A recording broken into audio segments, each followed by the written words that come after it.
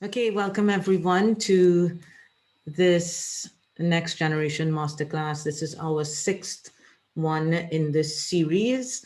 We're really excited about the Masterclass today. So thank you all for plugging in.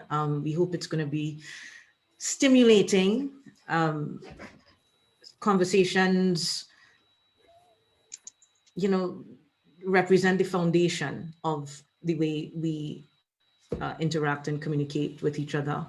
And if we are about how do we negotiate the new normal and how do we collaborate to create a better future, I think this is a foundational element of that process of co-creation. So really excited to welcome Dr. Keita Demming today and Jessica Hawkins, his co-founder of the Better Conversations Project. And you can learn more about their work at betterconversationsproject.com, where they are pioneering a new approach to conversation. So many of us already here would have been thinking about better conversations through nonviolent communication, through conversational intelligence, through different ways, through building empathy, different ways of deep listening and all of that. And so we're excited to learn more about this approach that's being pioneered by the Better Conversations Project. So without further ado, I want to welcome everybody here. Keita will be taking over the session and facilitating with Jessica the entire session. Yeah, look forward to interacting and learning more.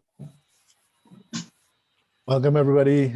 Good morning, good evening, wherever you are in the world. I understand there are a number of time zones. So my name is Keita Demming, and I'm here with Jessica Hawkins. Jessica, if you don't mind just waving so people have an idea who you are. Hello.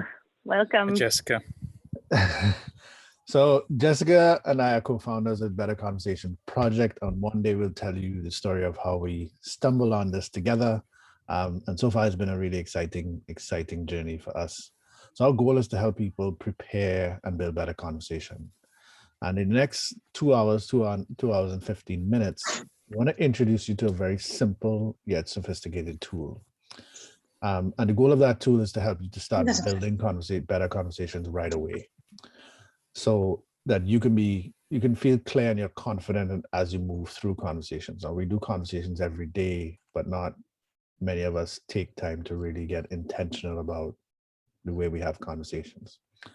One of the caveats I want to give everybody today is that it's going to be a fast-paced workshop. It's going to be conversational, so you're going to be doing, well, depending on how many people show up, we'll see how that goes. But we're going to be working through material that we normally cover over several weeks or days, and we're doing that in 2.5 hours. So what I'd like everybody to do is make sure you have a pen handy. You want to make sure you have somewhere where you can record any questions that might arise for you during the session. So at the end of it, we have a period where we want you all to bring those questions forward. So just make sure you spend some time and say, hey, I got this piece of paper here where I'm just going to write any questions that arise to me throughout the session. And make sure you're taking notes, because we want this to be interactive, and we look forward to catching up with people and learning more. So we're going to move through the exercises very quickly, and then at the end, we're going to talk about our experiences. So that's what today is going to look like. So what you can expect today is, as adults, we are constructive learners. So what that means is we build on what we already know. So the way we've designed the course is to give you these like fundamental or foundational things. So did I miss something there? No, I think we're good. We're good. Okay. Yeah. We are on the first slide of the presentation, right? Yeah, we're still on the first slide, but I just realized something. So, okay. So I'm going to go, so today's session, what we're going to go to is, we're going to first reflect on the conversations. We're going to deconstruct the conversations, and then we're going to talk about how do we build them better. Since this is a master's class, we want it to be conversational. So we want to encourage you all to unmute. We want you to join the conversation where possible. And feel free to participate as best as possible. One of the things we're going to ask you all to do is to start off with your best hopes. And we want you all to let us know your best hopes. And I'm going to start with Jess.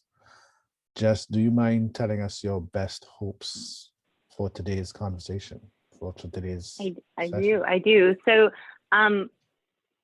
first of all, hi, everyone. I'm calling in from Northern Ontario, Canada. So if you hear any birds tweeting in the background, that's because there's a lot of forest around me.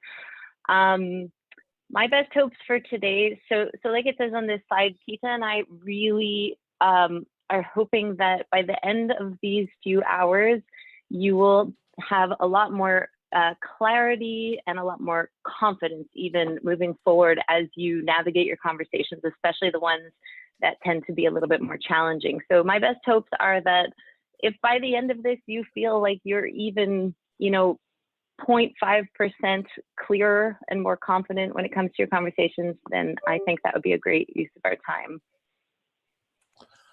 Okay, awesome. So Jess, should we launch the poll now and get people to do that scaling question? On a scale of 1 to 10, oh, I think you guys are seeing my poll in my slide. Let me just stop sharing. How's that? So what we'd like you all to do now is on a scale of 1 to 10, tell us where you're at now, how confident you are in navigating conversations. Just give a sense of where you fall on that scale. Yes, I would add like 10 is you are like a master of conversations. Like you don't even need to be in this course. 1 is the opposite. And there's no right or wrong answer. So really just like a quick snapshot, a sense of where are you at? Where would you say you are right now?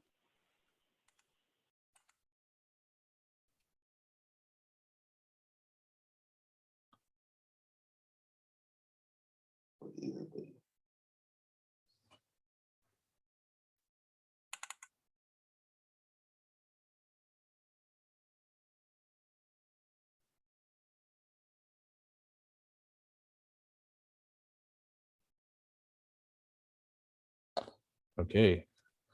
Has everybody voted? How many votes do we have? We have 20 of 24. We have 87% voted. Awesome. All right. I'm going to give you all 10 more seconds to vote, and then we're going to share the polls and see where folks are. So I'm going to give a little bit of a teaser away. So one of the things that you're going to learn today is that we do baselines, and this is us setting a baseline of where you are. And at the end of the session, we want to remember the score that you put in, write it down. So at the end of this of the session, we want to know where you are if you feel like it's different. So you want to share the results, I think.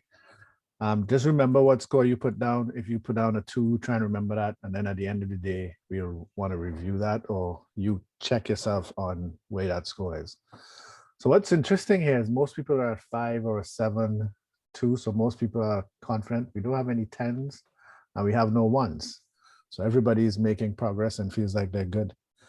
So Jess, I'm going to take it to you first for the next part of the session. So I'm going to start sharing my screen. All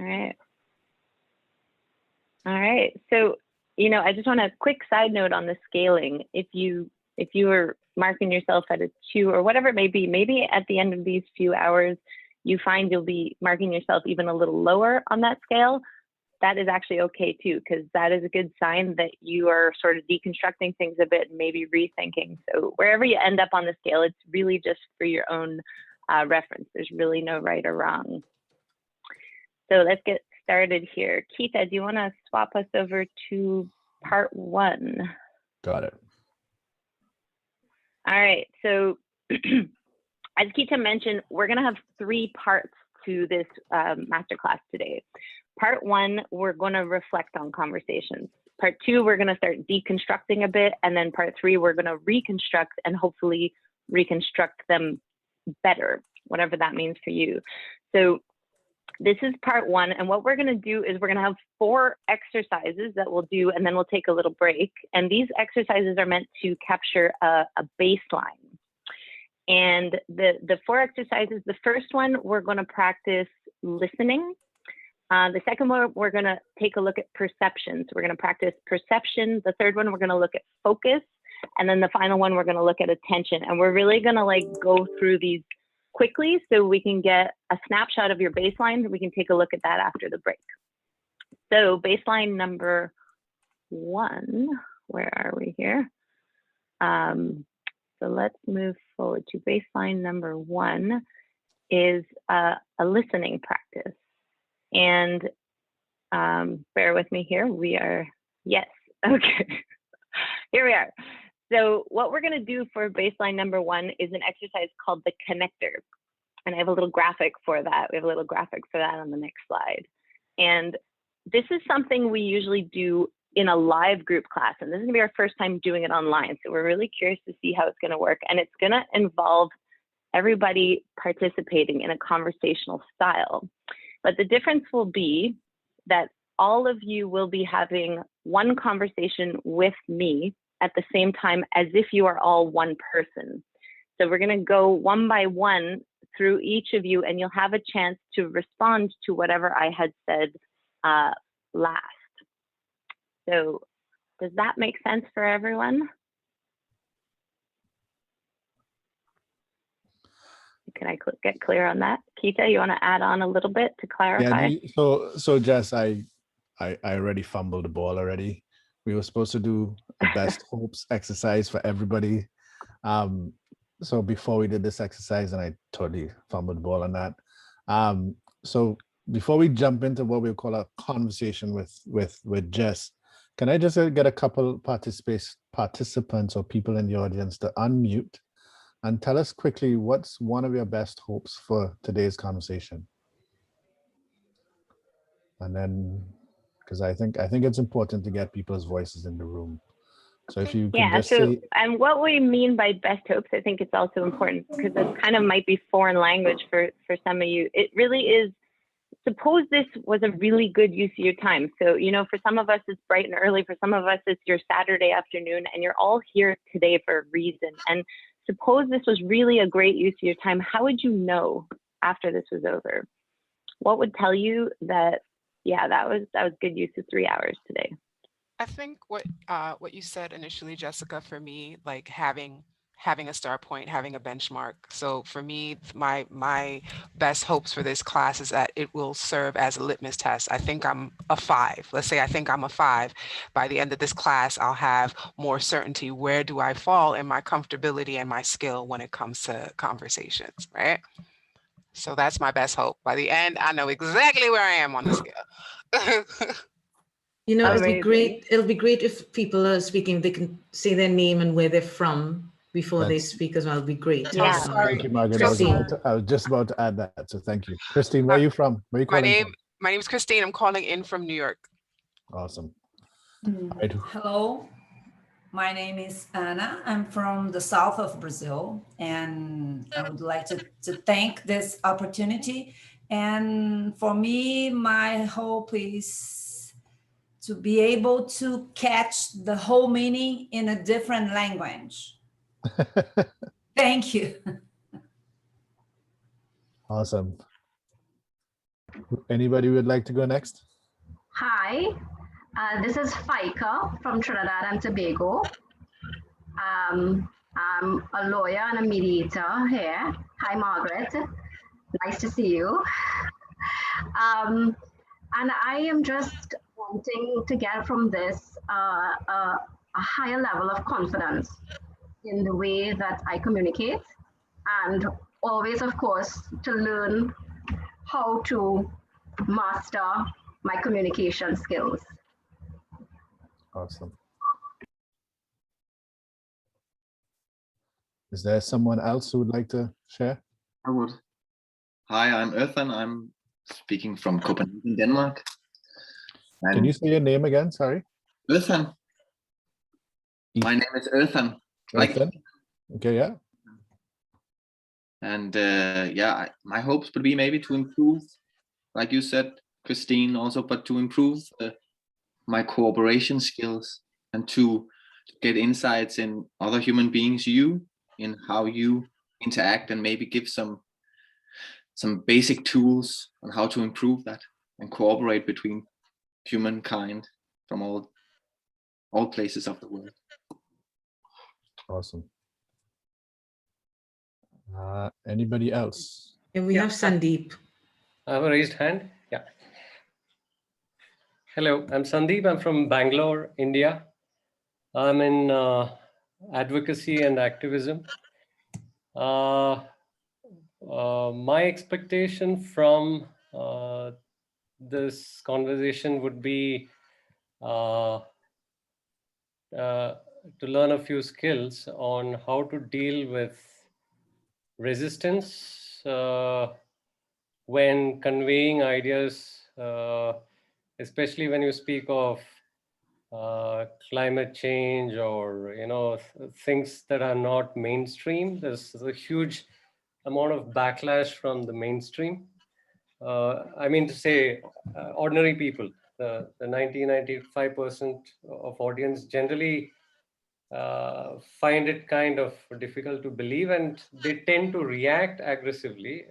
So it'll be great if I can learn from everybody here their experiences in dealing with how to communicate to an audience to make it, make them ready to receive that information. Thank you. Awesome. Thank you, Sandeep. Isabel, I see your hand is up. Hello, I'm calling from Toronto. Originally from Ecuador, settler in Ontario. I am looking to build better relationships. I work in philanthropy and specifically around social justice, in the social justice space. So for me, it's key to start bringing conversations with philanthropists that are more educated, more deep around the impact of their giving in changing the world. So for me, building better conversations is about understanding how to do it better to achieve that goal. Awesome. I think we have about time for two more, and then we will move on to the conversation with Jessica. Rodolfo, is that how I pronounce your name? Yes, good morning. Rodolfo from South America, Ecuador. I believe sometimes it's different what someone says and what he really means to say. So I would like to improve in that sense, that I could read between lines when someone speaks. Thanks. Awesome. Anybody else? Someone else want to share?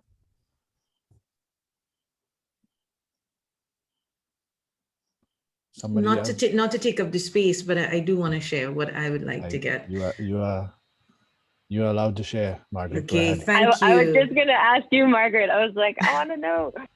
Right. I want to, jumping off of what was said by Sandeep, I think. It's about, how do we diffuse or respond to aggression in conversations that is coming from a place of trauma. And also, how does one, what kind of tools do we have for those of us who may have to respond to microaggression or faced with microaggression? So for me, it's really around how do we manage and regulate our emotional reactions in conversation. Really interested in how this will help there. Awesome. I want to hear anybody, if someone else want to share before we move on to the conversation with Jess. Don't be shy.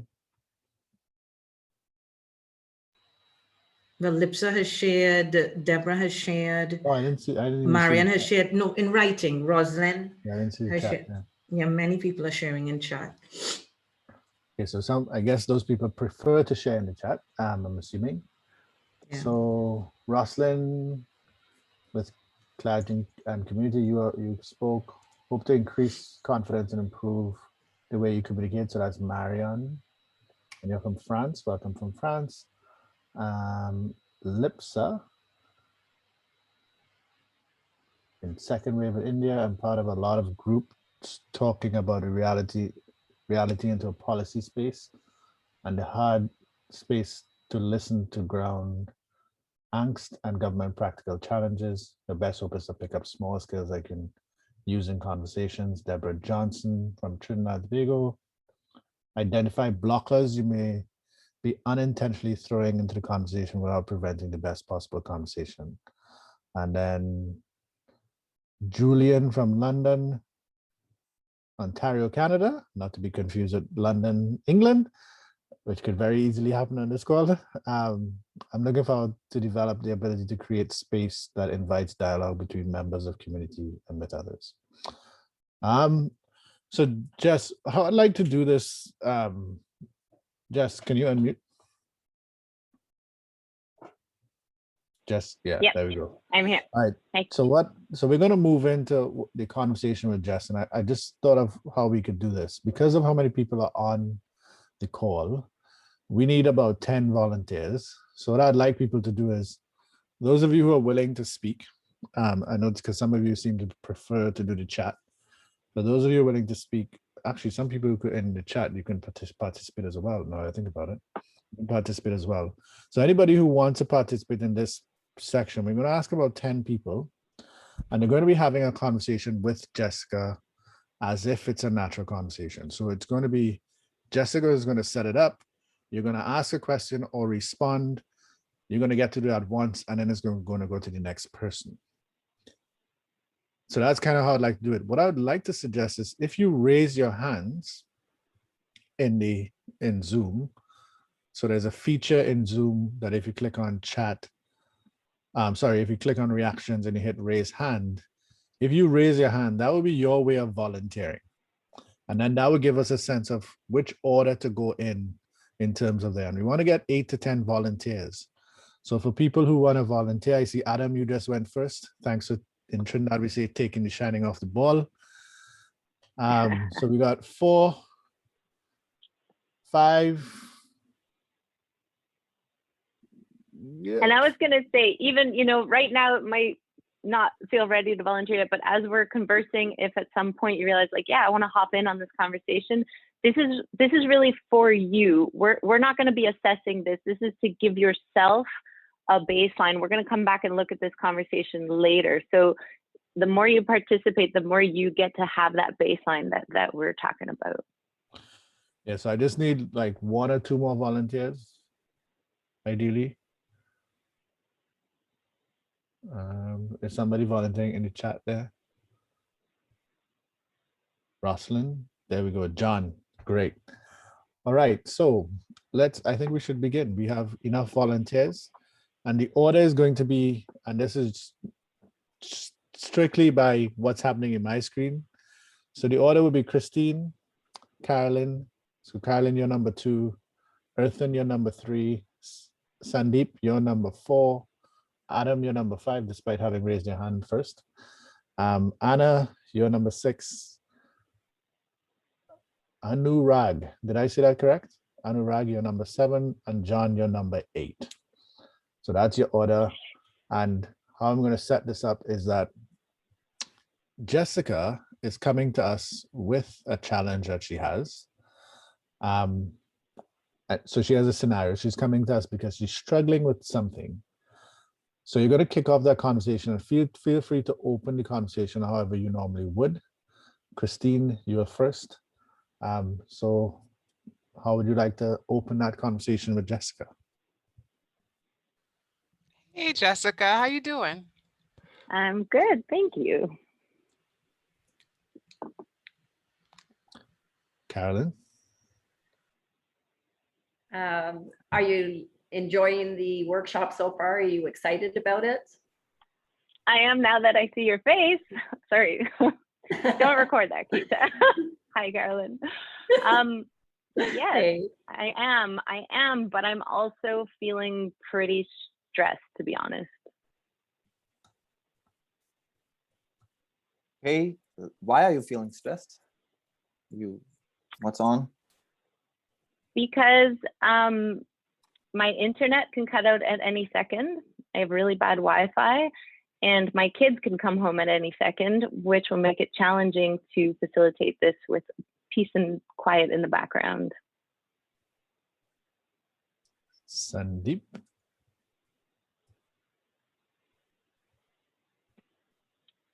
Sandeep, you're muted. Oh, I'm sorry.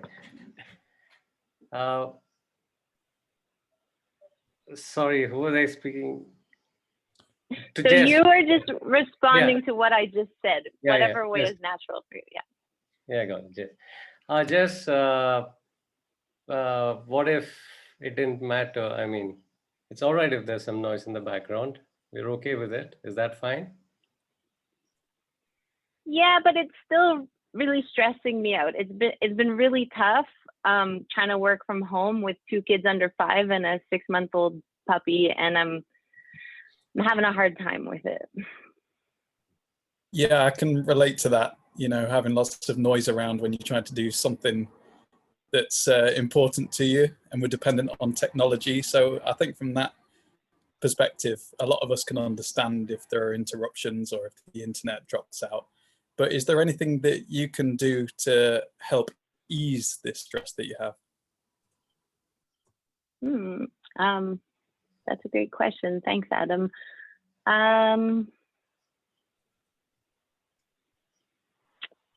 Yes, Keita gave me the trick of calling in on my phone audio in case my video cuts out. But I'm also a little nervous because I haven't facilitated online in a while, and I always find it, you know, you never know how it's going to go. And yeah, I think I'm having a bit of a hard time this morning. Anna, you're muted. Hello, Jessica. I'm sorry if you are feeling stressed, but let me tell you that it's something which is happening all over the world, including here in the south of Brazil. So I will give you a big smile, and then maybe it could help for you. What do you think if could help to relieve your sensation? What do you think about that? I love that, Anna. I definitely take any smiles. That's very helpful. And yeah, thanks for that. So yeah, I'm not sure what to say next. And Anurag? You don't have to say anything. You are in a group which understands the situation, and we'll try our best to accommodate if any complications comes up on your end. Thank you. You guys are really supportive. Thanks. Yeah. Does anyone have like a question maybe, or that could sort of? I'm still. Yes, I do. Yeah. Like this stress you're talking about. I'm maybe conflating it with this conversation we are having where it's set up. So I'm not sure if it's totally for real, that stress you're talking about, or is it a topic in this conversation that you have been thinking about beforehand and so on? Like, are you really like stressed in real life? It's certainly not a fake topic.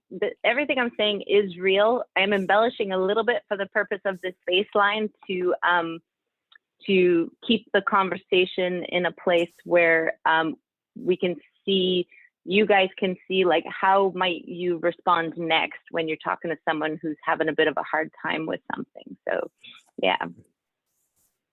Okay, yeah, that's a good that's a good measurement now. Yeah. How do you think it goes? I have a question. Yeah. Do you recall another circumstance that was similar to what you're experiencing now in the past? Have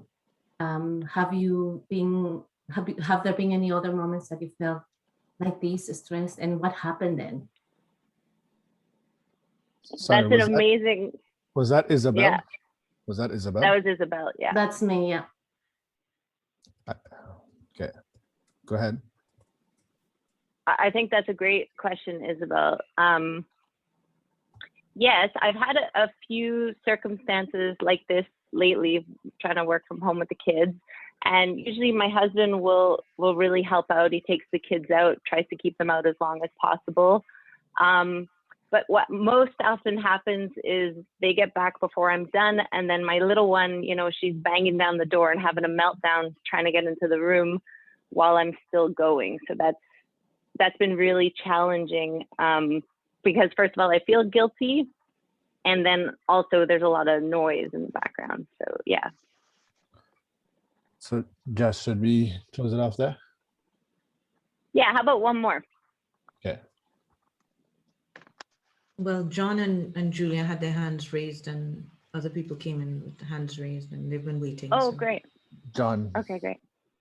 Well, I just want to mention to you that a lot of us on the screen, as we're looking at one another, have things going on in our lives that the other ones don't know about. I guess you call that pluralistic ignorance, when we're all sitting around having a feeling and thinking it's unique to us. And once we open up and share a little bit, we may well discover that to be perfectly seriously honest, in reality today, my wife's father just died and we're dealing with that. So I'm here in this conversation. I guess what I want to say is it looks like a pretty forgiving bunch and all of us have stuff going on. So I wouldn't worry too much about the impression you make, or don't get stressed, because we're all where we are and we're doing the best we can. Thank you very much, John, and I'm very sorry to hear that. All right. Thank you everybody for participating. Jess, I'm gonna leave it to you for a bit while I just clean up my notes. Is that okay? Yeah. Jess, I just wanted to say, following the last one, the person that spoke just now, that actually hearing you talking like that made me feel more confident to be here and to say, you know, higher. So rather than it being a bad stress, being able to say about it is really important, following what other people said, that we're all human beings. So it facilitated. Yeah, you guys are great. I'm like, this is great. I get to have a conversation with people from all over the world, and thank you very much for being so supportive, everyone. And I hope we were able to capture some good baseline there too. So I am good. I am actually really excited to be here. The stress is real though, so I'm not making this up just for this exercise. At the same time, I just want to let everyone know I'm pretty good right now. This time the kids should be out until this whole workshop is over. So thanks very much everyone for your support.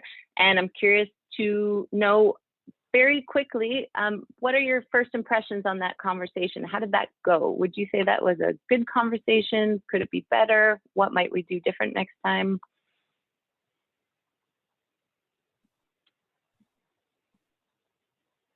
And you can just sort of answer in the chat box or unmute and like as if we were all sitting in a room together right now.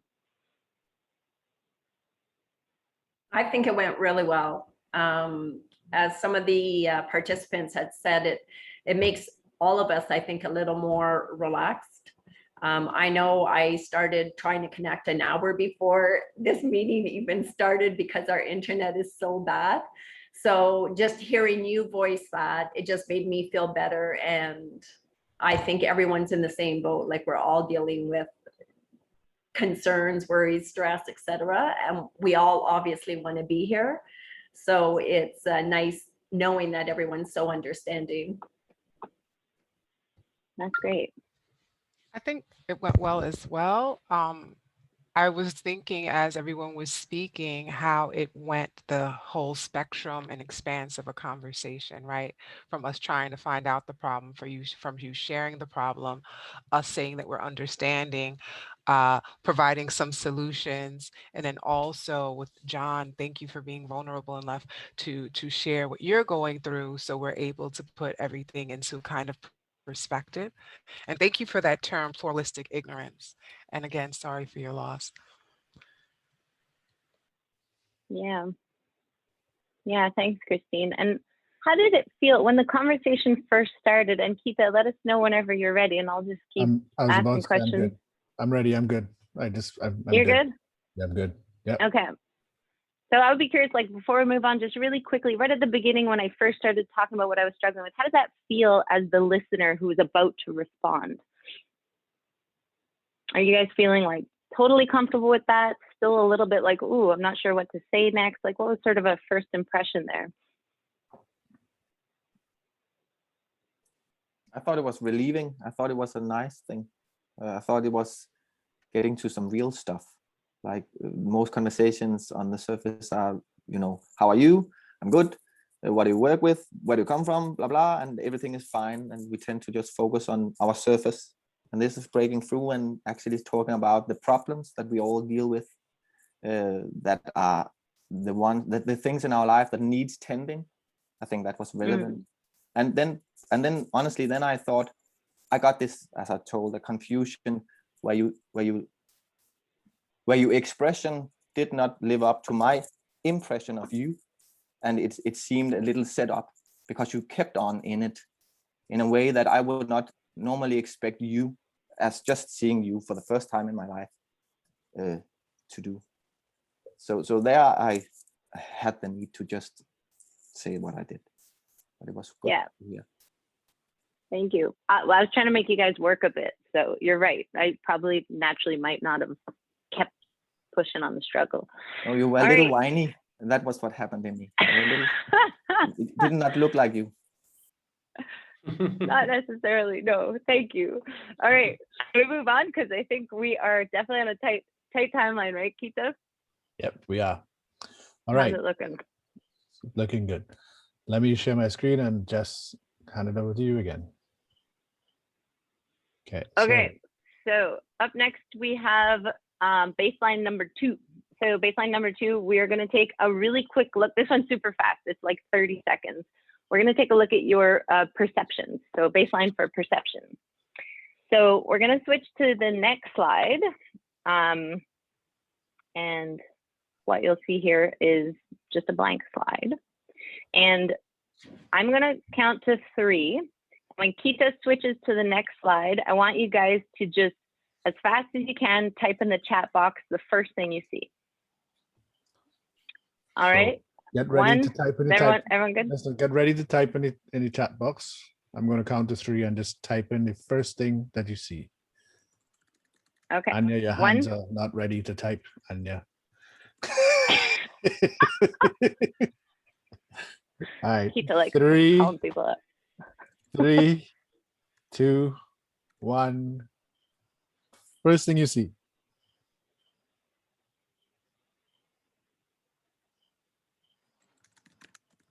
Okay. And awesome. And that is it. And baseline number 3. Sorry. Keita's gonna the chat box. Yeah.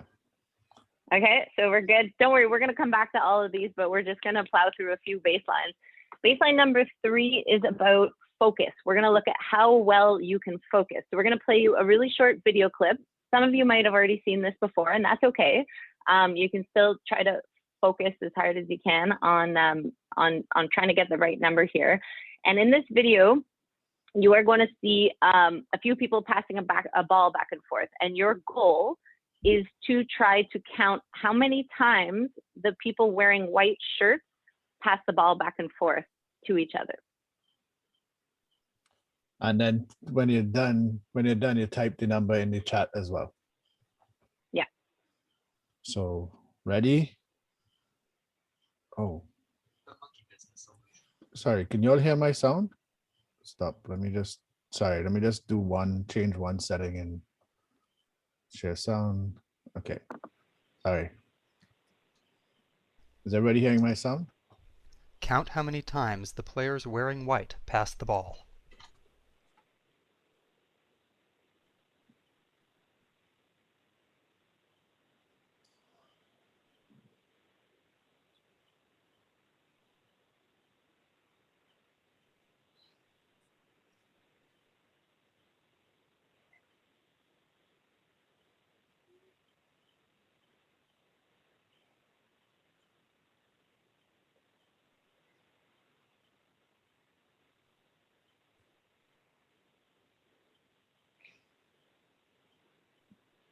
Okay.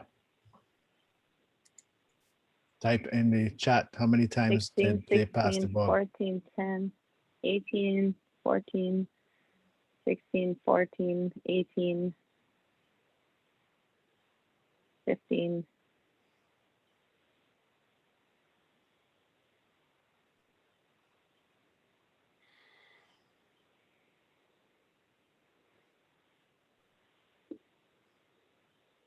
Ready? And the correct number, yeah?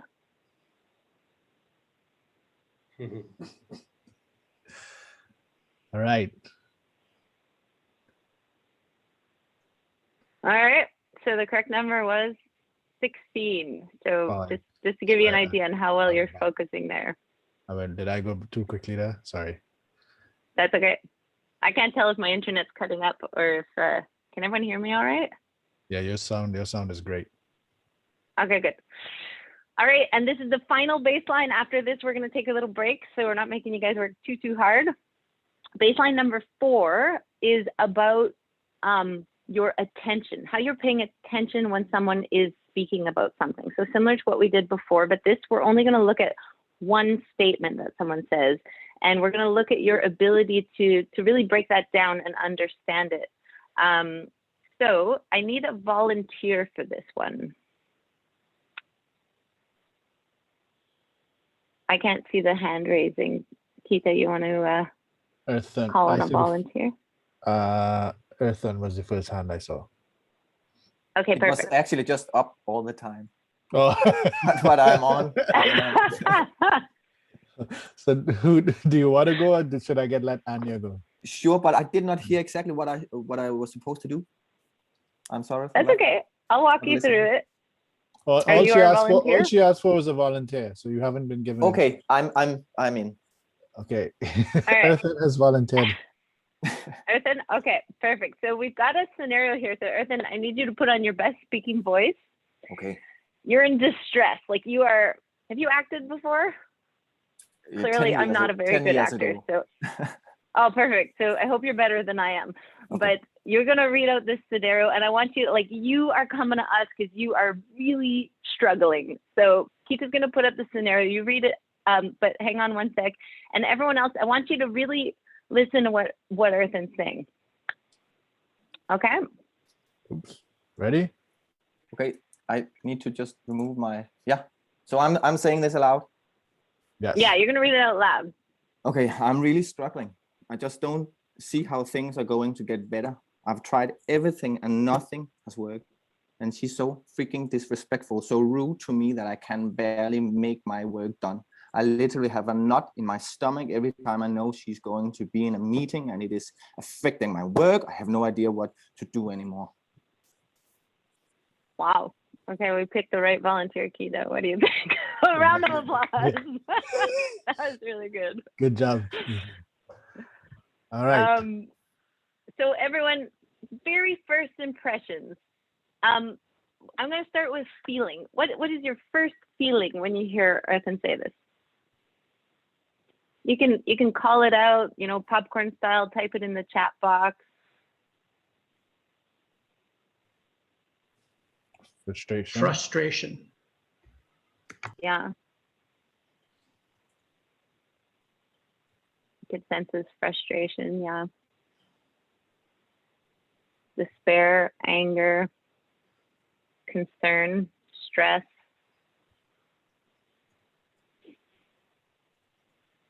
Suffering. Yeah. Stress. anxiety. And how about as a listener, as you're listening to him say this, how does that make you feel?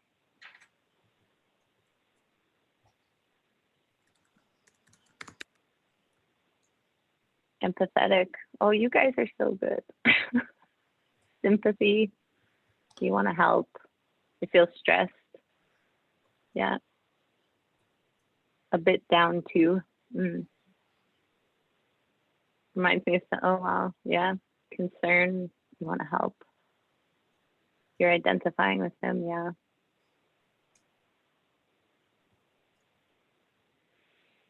And so let's break it down a bit. What is happening? So you get a bit of a cheat sheet because we have the scenario posted up on the screen here. So that helps a bit to reflect. So what's happening in this situation? If you were to break it down for us, like what are you hearing?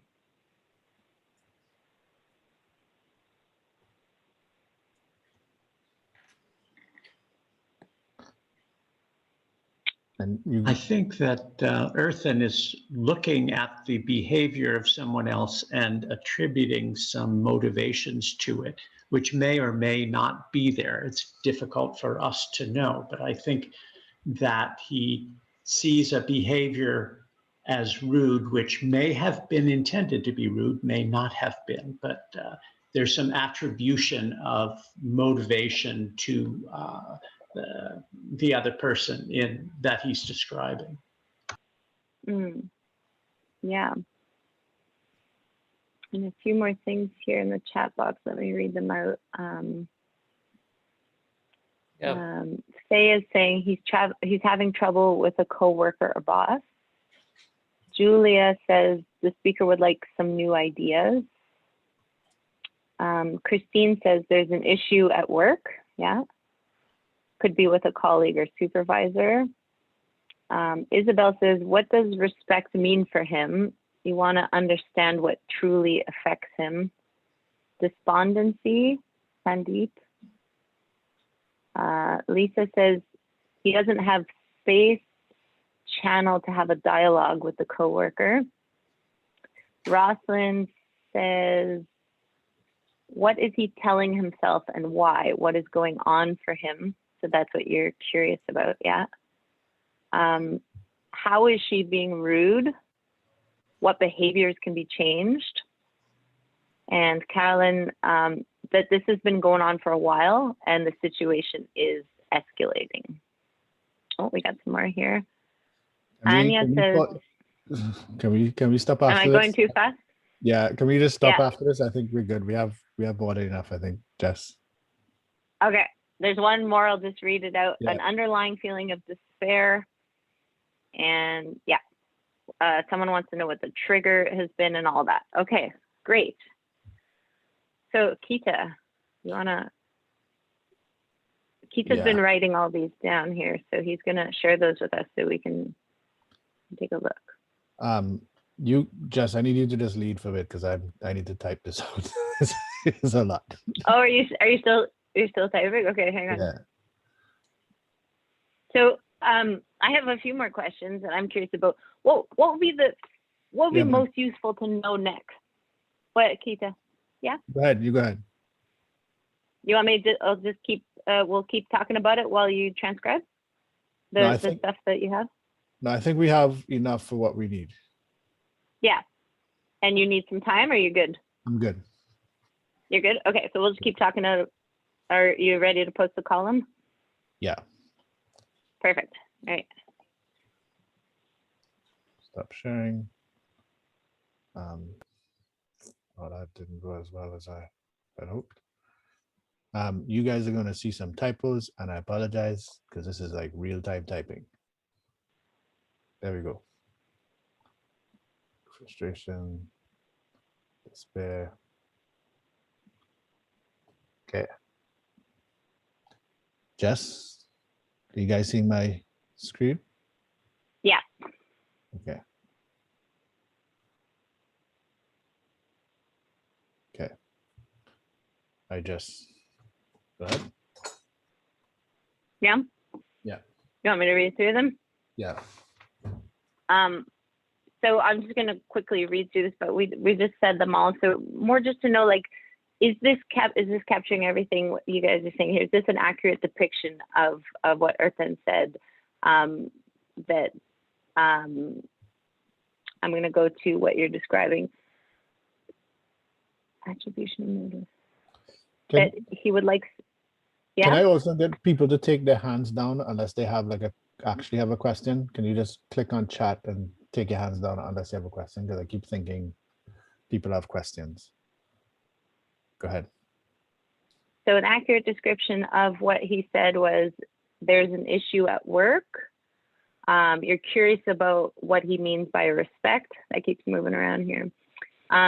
He doesn't have a space or a channel to have a dialogue. You're curious about what he's telling of himself and why, how he's being rude, what behaviors have changed. I think we missed a few key ones there. So we want to capture really, like, how do we describe this situation? So there were a few in here where people were really describing it. They were saying, someone wants to know what the trigger has been. Can you add that in still? Yep. So there's a situation going on, and it's been escalating.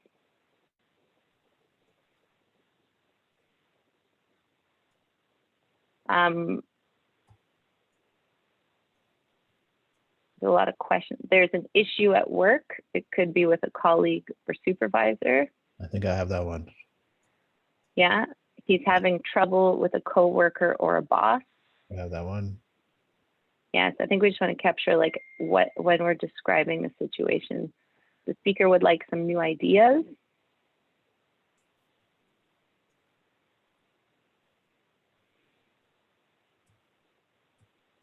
Accurately describing the situation. Sorry, was that one that somebody said? Oh, here.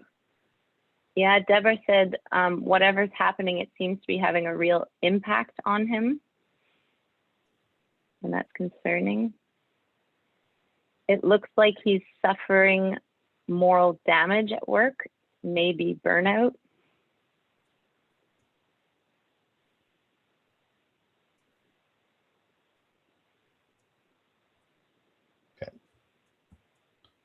Okay, I think we're good. Yeah. So that's great. And then So you said toxic.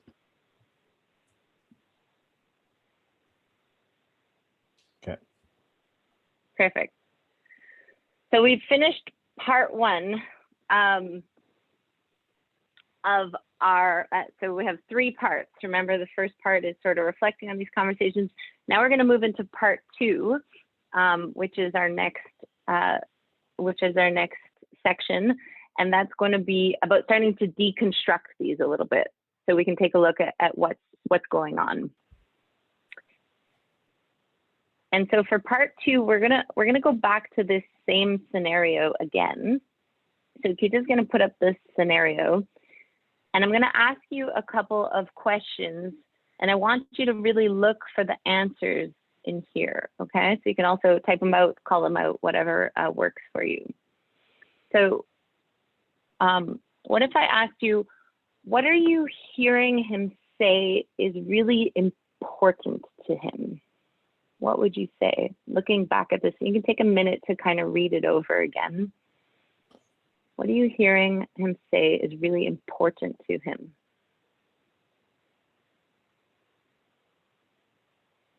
Peace, yeah. Respect and being seen. Getting his work done. Please help me.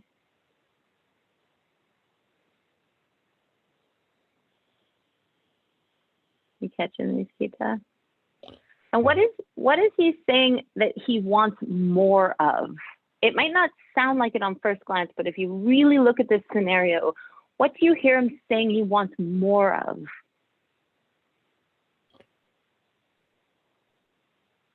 Sometimes it's disguised as what he doesn't want, gives you a clue to what he wants more of also.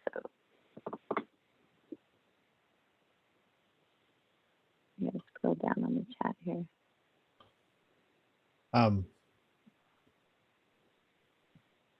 The respect, first one, dignity. Dignity, yeah. dignity, respect, breakthrough with that person. I see hope there somewhere. So he's not seeing any hope, but what isn't, yeah, okay. Respect, to be heard, respect again, a way forward, respect, options for resolution. He wants to work better with her. He wants some guidance on how to navigate this problem. Wants resolution, respect,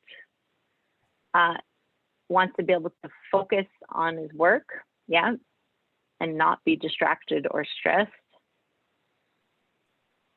How to negotiate the situation. He wants to finish his work, yeah, perfect. Wants to work with peace and no worries. Attention, interesting. Ideas or help to overcome the situation. He wants to not have a knot in his stomach. Great, these are great answers.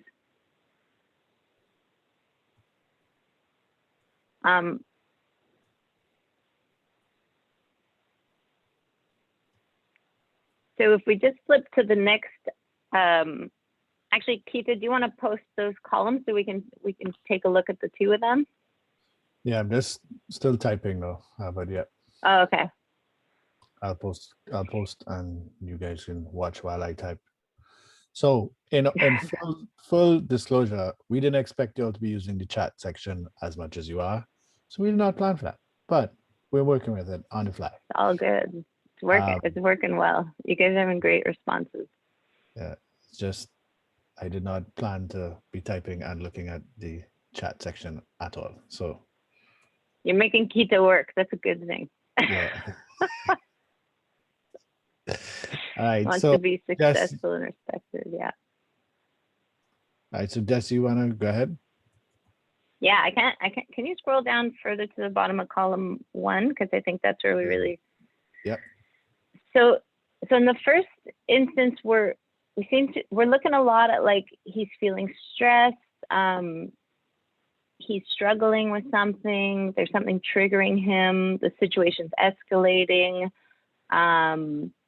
Whatever's happening is having a bad impact on him. He's suffering from moral damage and burnout. And in the second column, what do we have? You scroll up a bit. I can't move it on my screen, or can I? No, I can't. Okay, scroll up to the top of column 1. Yep. So everyone can see it. Yeah. We're seeing that what's there is he wants dignity, he wants respect, he wants to be heard, he wants to have a breakthrough, a way forward, he wants to finish his work. It's a slightly different angle there, right? So it's interesting trying to, so maybe we can put the, actually let's pause here for a sec. I'm curious to know, what do you guys think between these two columns? What's different between them as a general sort of observation? Because there's a mix of everything.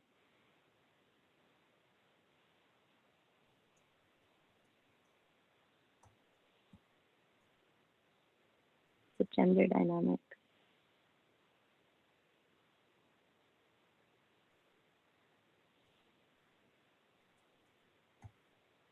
The right side is shorter, yeah. This is true. That's because I'm typing slowly. The first represents his feelings and emotions, and the other one is his desires, yeah?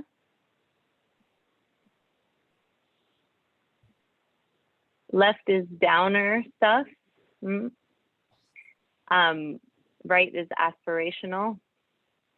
Thank you, John. Yeah, I think that's a trend I'm seeing as well. And yeah, I would say the left column, we're kind of talking about what he's struggling with and what the problem is. And in the second column, we're talking about more of what is wanted and what's important to him, right? And the thing about that, and maybe we can post the next slide with the scenario. Okay.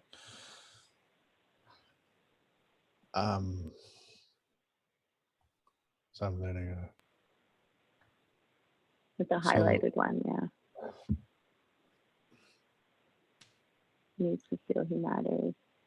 Current reality versus envisioned reality. Interesting. Right shows windows of opportunity to explore the situation. Yeah, I like that, Isabel.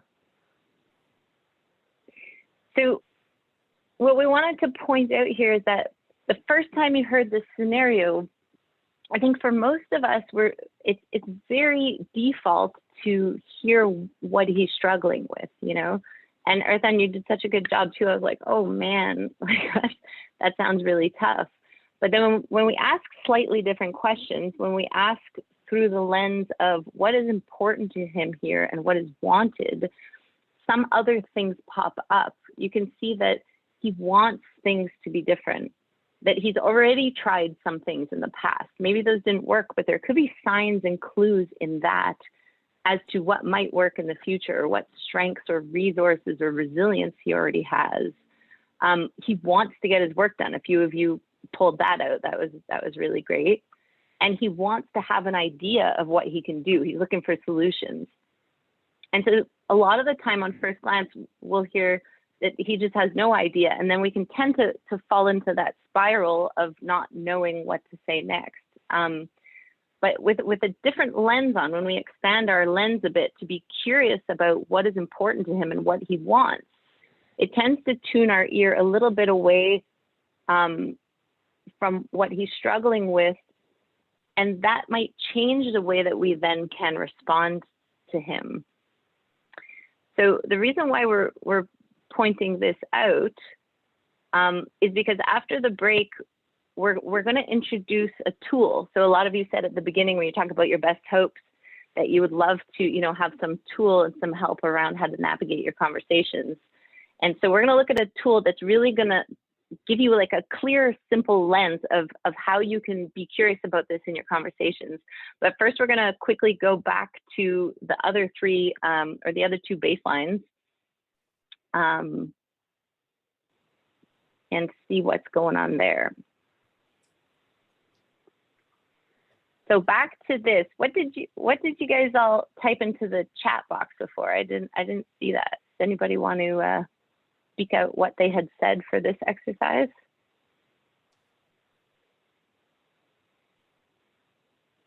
A dot, yeah, dot. Well, it's a tunnel. It's not a dot, it's a tunnel. It's the beginning of Black dot. Getting to somewhere. Love it. Was that Margaret? I can't see faces. No, that was me, Julia. That was Julia. Oh, I love that, Julia. Whiteboard with a black dot. Someone said a hole. Cool. Somebody said white. That would be Adam said white. Period. Yeah. Sandeep said white with a dot. Joy said circle. A dot on a page, Rodolfo. Black dot, hole. That was Julia. Yep. Yeah. And that's what's interesting about this perception is that black dot is what 1% of the entire slide. But yet that is the thing that we focus on most because it is what we might perceive as the disruption to the slide. But when we're focusing on that black dot, we're neglecting to realize that there's still 99% of the slide there. There's most of what we're seeing is white space on a slide. And yet when I ask you what you see on this slide, most of you will say black dot. And we'll briefly explain why. I mean, it is actually an evolutionarily adaptive behavior to notice that black dot. First, we're going to move on really quickly back to the rest of the monkey business video. The correct. I'm not sure if I'm sharing. Did I share my audio again? Yes. Mm-hmm. Yeah. Oops. Okay, there you go. Answer is 16 passes. Did you spot the gorilla? For people who haven't seen or heard about a video like this before, about half miss the gorilla. If you knew about the gorilla, you probably saw it, but did you notice the curtain changing color or the player on the black team leaving the game? Let's rewind and watch it again.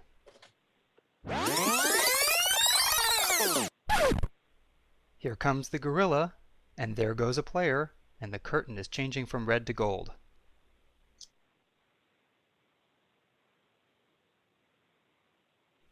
When you're looking for a gorilla, you often miss other unexpected events. And that's the monkey business illusion. Learn more about this illusion and the original gorilla experiment at theinvisiblegorilla.com. The correct Okay. I love that video. The opposite for me is that. So how many people saw the gorilla in the first round? Julia, yeah. Margaret, yeah. Oh, you guys are good. Have you seen this video before? Be honest. You have, yeah.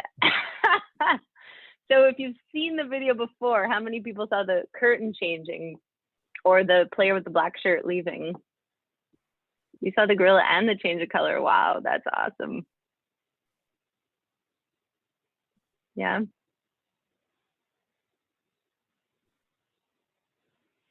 Well, that's really cool. So here's the thing. I mean, these are sort of baselines to capture where you're at. So if you saw the gorilla and you've never seen this video before, that is a bit of an anomaly, right, Keita?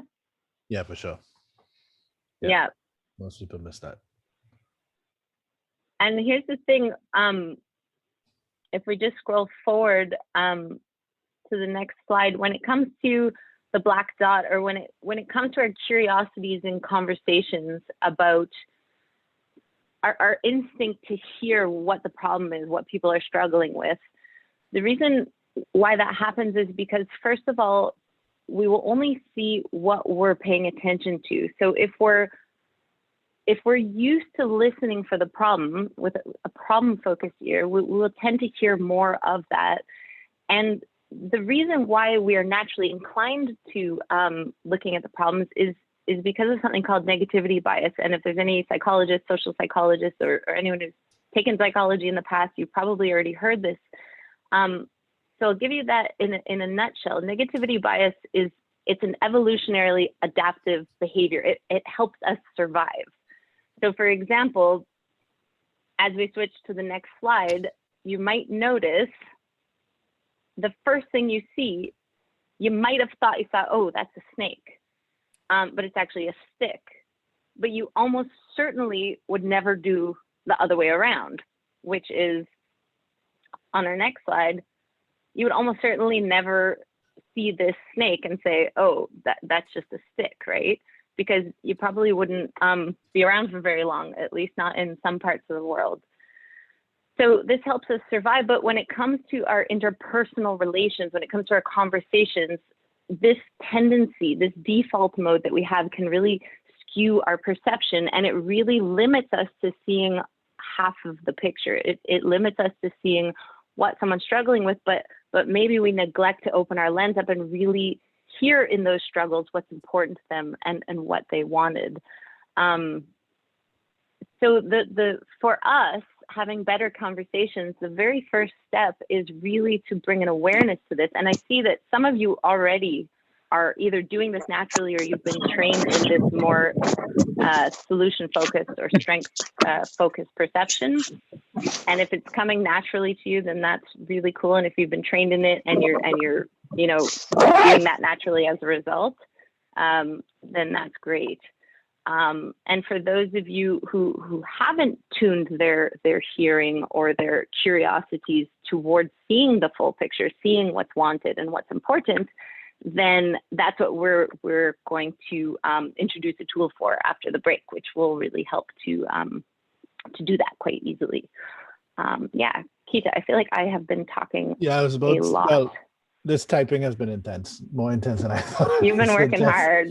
So Jess, thank you for taking over the parts I was supposed to facilitate. Thank you. I just hadn't anticipated how much you would be using the chat section.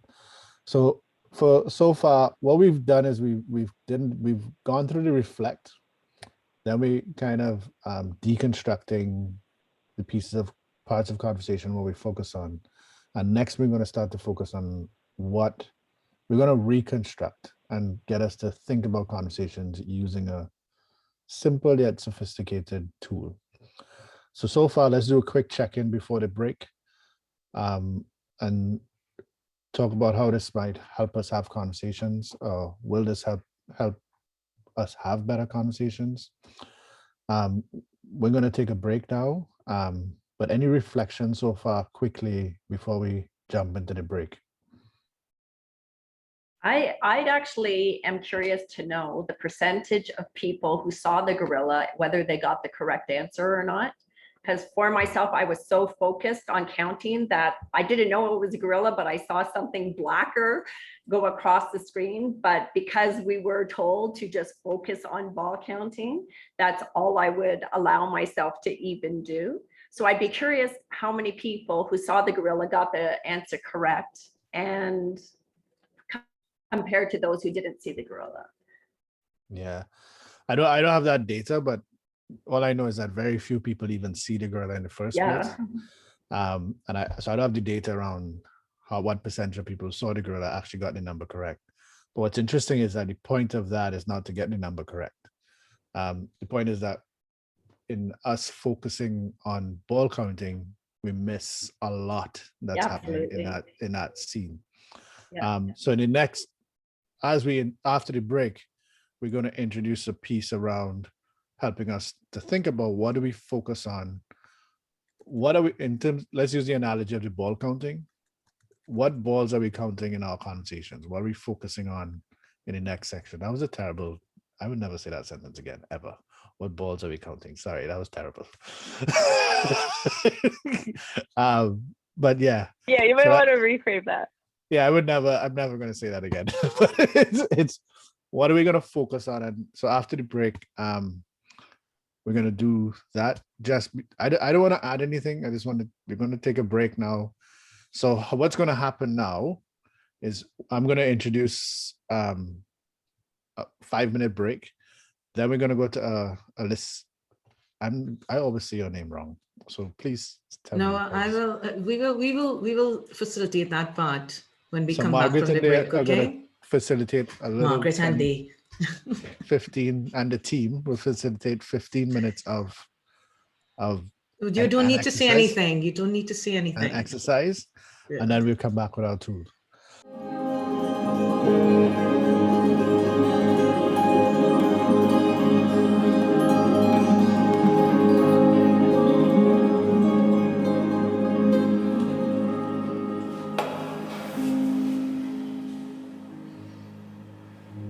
I am actually in Trinidad this morning, sheltering in place. We have a state of emergency.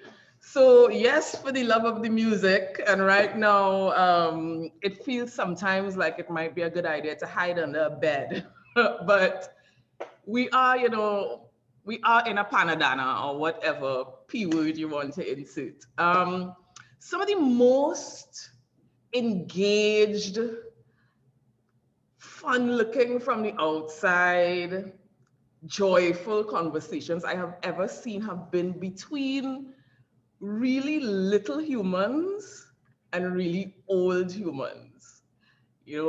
Back in the aughts, in the time before when people used to leave home to go to school and things, if you see grandparents picking up children from pre-K or kindergarten, and you have this little person, and this person who's seen a lot of life, and you get in, like, the little person is explaining that they're colored, and the grandparent is like, oh, wow. And it's really a generous, joyful, involved thing. It's an inspired conversation. And I love the word inspired, because fundamental to conversation, which is a tertiary function of the respiratory system, tertiary, not first, not second.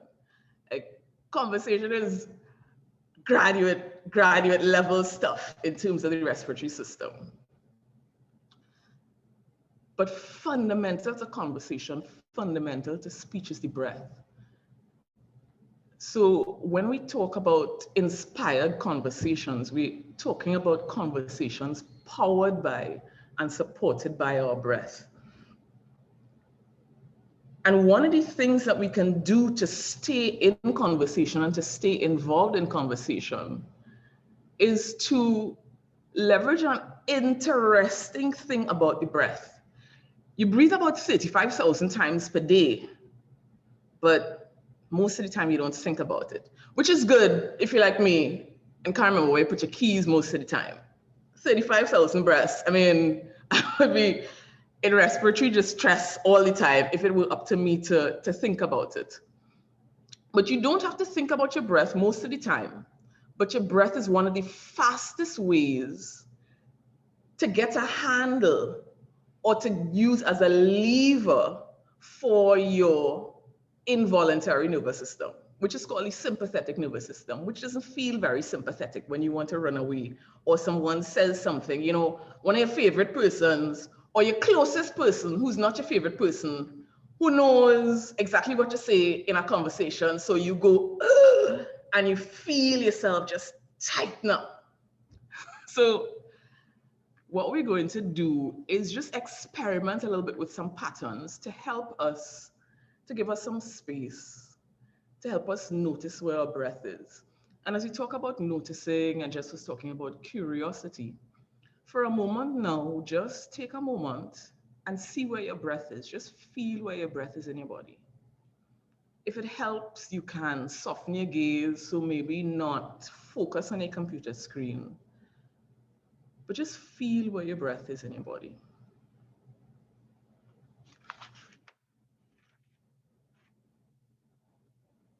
It helps sometimes if you're sitting in a chair to put both feet on the floor and sit forward a little bit. Or if sitting in lotus is comfortable for you, sit in lotus. If you don't know what lotus is, forget about that. Don't worry about it.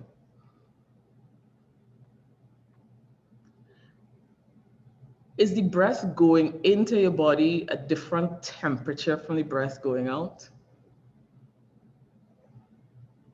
Can you feel the breath over your lip? Are you breathing through your nose or through your mouth? And where is the last place you can feel the breath in your body? Is that in your nostrils? Is that in the back of your throat? Is it maybe at the top of your chest?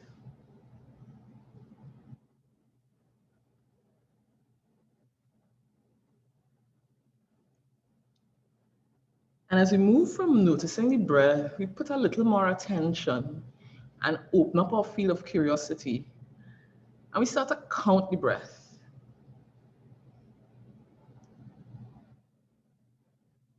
And we'll exhale together.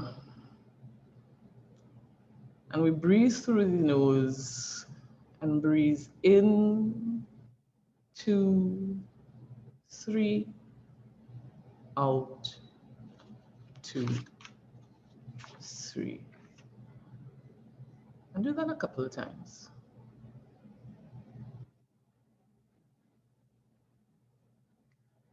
Sometimes people say take a deep breath. And what does that even mean? Keep that breath going, making the inhale and the exhale the same length. And see if you can move that count to 4.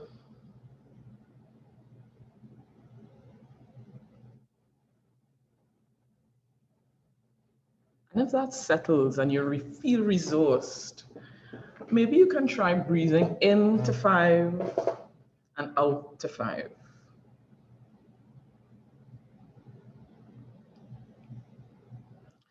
Surprising number of the prayers of a variety of religions put our breathing into the pattern of into 5 and out to 5. And some very recent research shows that that's kind of the ideal breath.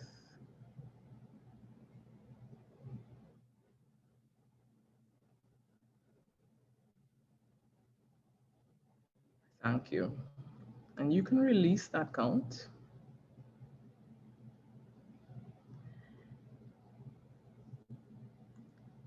And it's all about conversation today. And we want to be able to be present and to participate with curiosity and to be able to release a state of what we could call triggering or feeling constriction or disengaging from a conversation.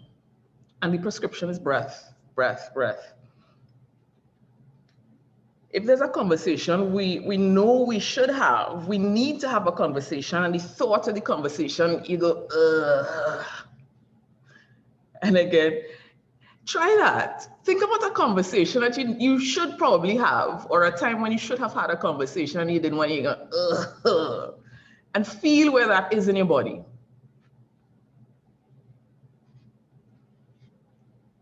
Thank you, Rosalind. I appreciate you saying that.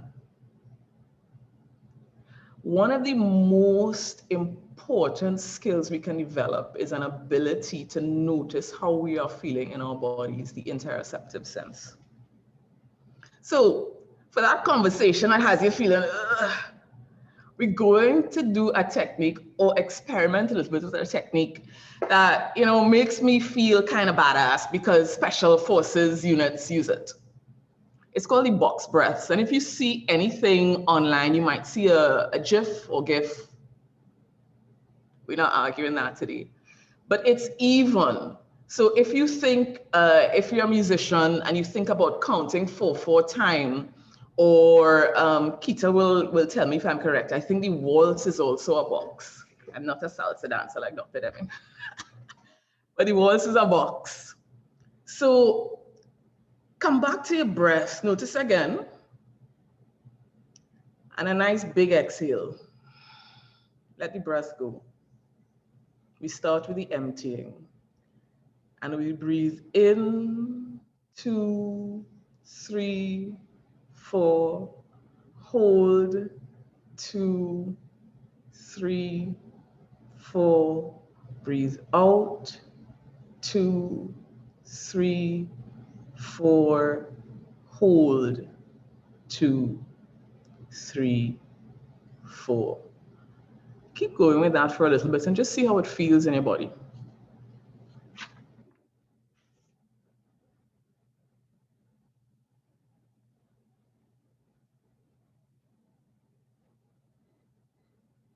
You might allow your gaze to soften again.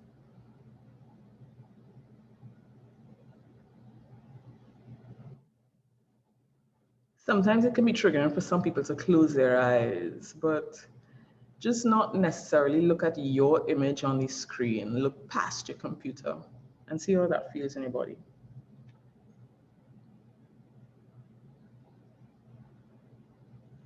Let's come back again. Thank you. So special forces units would use that box breaths when you need to. It helps to maintain some alertness, but an alert readiness. So you're not thrown into fight or flight, but it's a state of preparedness. Very, very, you see traffic lights, excellent opportunity to practice. You see a red light, you feel that, you just start breathing a box around the traffic light and see if that sensation of tightening and angst releases a little bit. I talked about softening the focus. Index fingers, if you're able to, bring them in front of your eyes. Focus on the index fingers. And left eye follows left finger, right eye follows right finger, and you take your gaze out.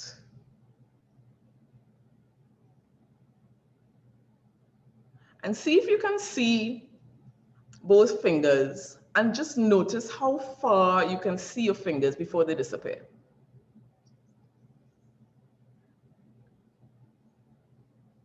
Okay. Come back to center.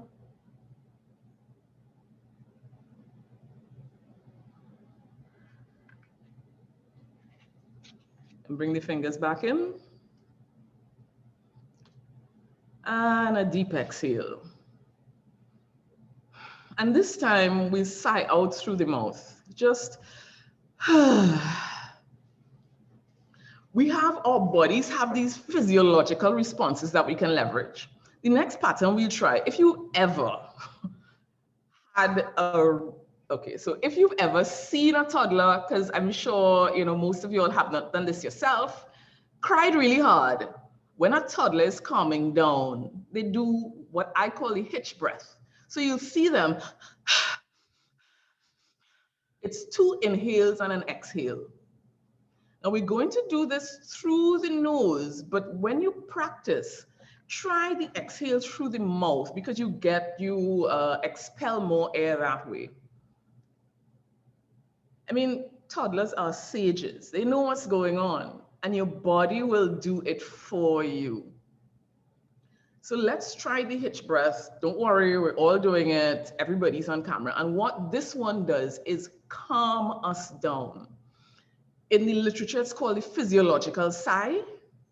And this literally puts a brake on your lizard brain response. It literally goes and interrupts the dumping of cortisol into your body system, which calms you down.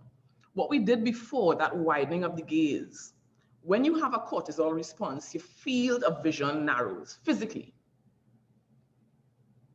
So doing that tells your eyes, okay, so your gaze is open. So it's not actually a crisis situation. So you're using your physiology to inform your thought. Let's do the physiological side. Nice exhale. And then we'll go in, out. Breathe in, breathe out. In, out. In, out. And sometimes when you're not, this is a kind of can feel like you should be getting it and you mightn't be getting it. But this is one, just practice this one. Also, listen, traffic lights again. Just play with it, be curious with it. And sometimes if you get more oxygen than you normally do, you might get tingling in your fingers or feet. You might yawn. The temperature of your body might change a little bit. You might feel a little buzzing. All that is natural. And just play with it. Let's come back now and just breathe in and out gently without counting the breath. And just observing if anything is different in your body. If you have any space, if something feels a little more comfortable anywhere. Your breath is always with you. It is the resource that you have. It is a lever. It is an opportunity. It's the wind and the fuel of conversations. And whatever else is happening, you could always just take a breath. Thank you. I've appreciated sharing this time with you. I'm not sure how I did for time, but I think we leave it there for today.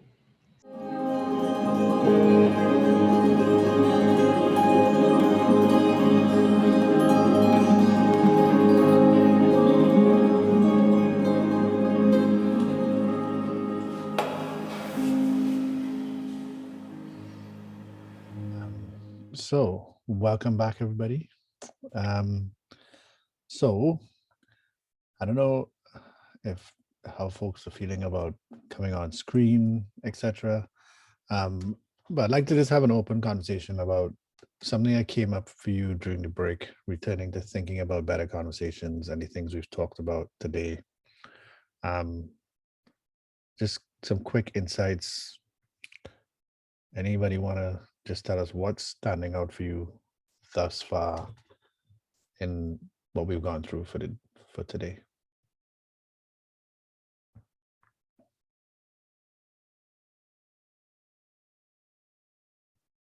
Don't all rush now. Well, Lisa, your voice is calming. Anybody wanna? Oh, Christine, did you raise your hand? Feel free to unmute. Go ahead. I think initially the first question that was asked was what are your hopes? What do you hope to take away? And so far, I mean, it's only been the first break, I'm assuming, and I've definitely been able to gauge where in my skill of conversation or having better conversations, things that I need to work on, things that I have more mastery than I thought I did. So I think for me, that was great. I definitely know, based on the very first activity that we did, that I need to listen more and problem solve less. I go into conversations, you know, thinking, okay, you said you have a problem, let's fix it. As opposed to like, no, sometimes you need to, you know, just let people air it out and they figure out if or how they want to fix it. So that's what I got so far. And it's early, so I plan on getting more. Thank you, Christine. And anybody else? Listen more and problem solve less. Margaret just typed in. Marion, I see you've unmuted. Yes. It's about listening to learn rather than listening to interject or respond. Listening to learn rather than listening to interject or respond. Anna? First of all, thank you, Alicia. As I wrote in the chat, I had COVID recently, so I restart to pay attention in my breathing. So it is something very, very important and it's sacred. So thank you. And it's about, for me, it's about, I'm a very assertive person. I'm a lawyer. I've been practicing law for a long time. So I have this behavior. So I am restart to learning how to listen and to pay attention and to listen with the heart. And I love this kind of practice. Thank you, everybody, for this opportunity. Thank you for that, Anna. Lipsa. Oh, Lipsa, yeah. Go ahead. So in the conversation round that we were having with Jess, when she spoke about internet being an issue and having her kids back or leaving an issue, they could be disruptors for the conversation. I was wondering, how are those issues from the context of, so I'm in India right now, we're going through a second wave of COVID and I'm part of a lot of volunteers groups and we're seeing a lot of pain coming up from the ground. So immediately, I think I was discounting how are they even real issues and we're facing this.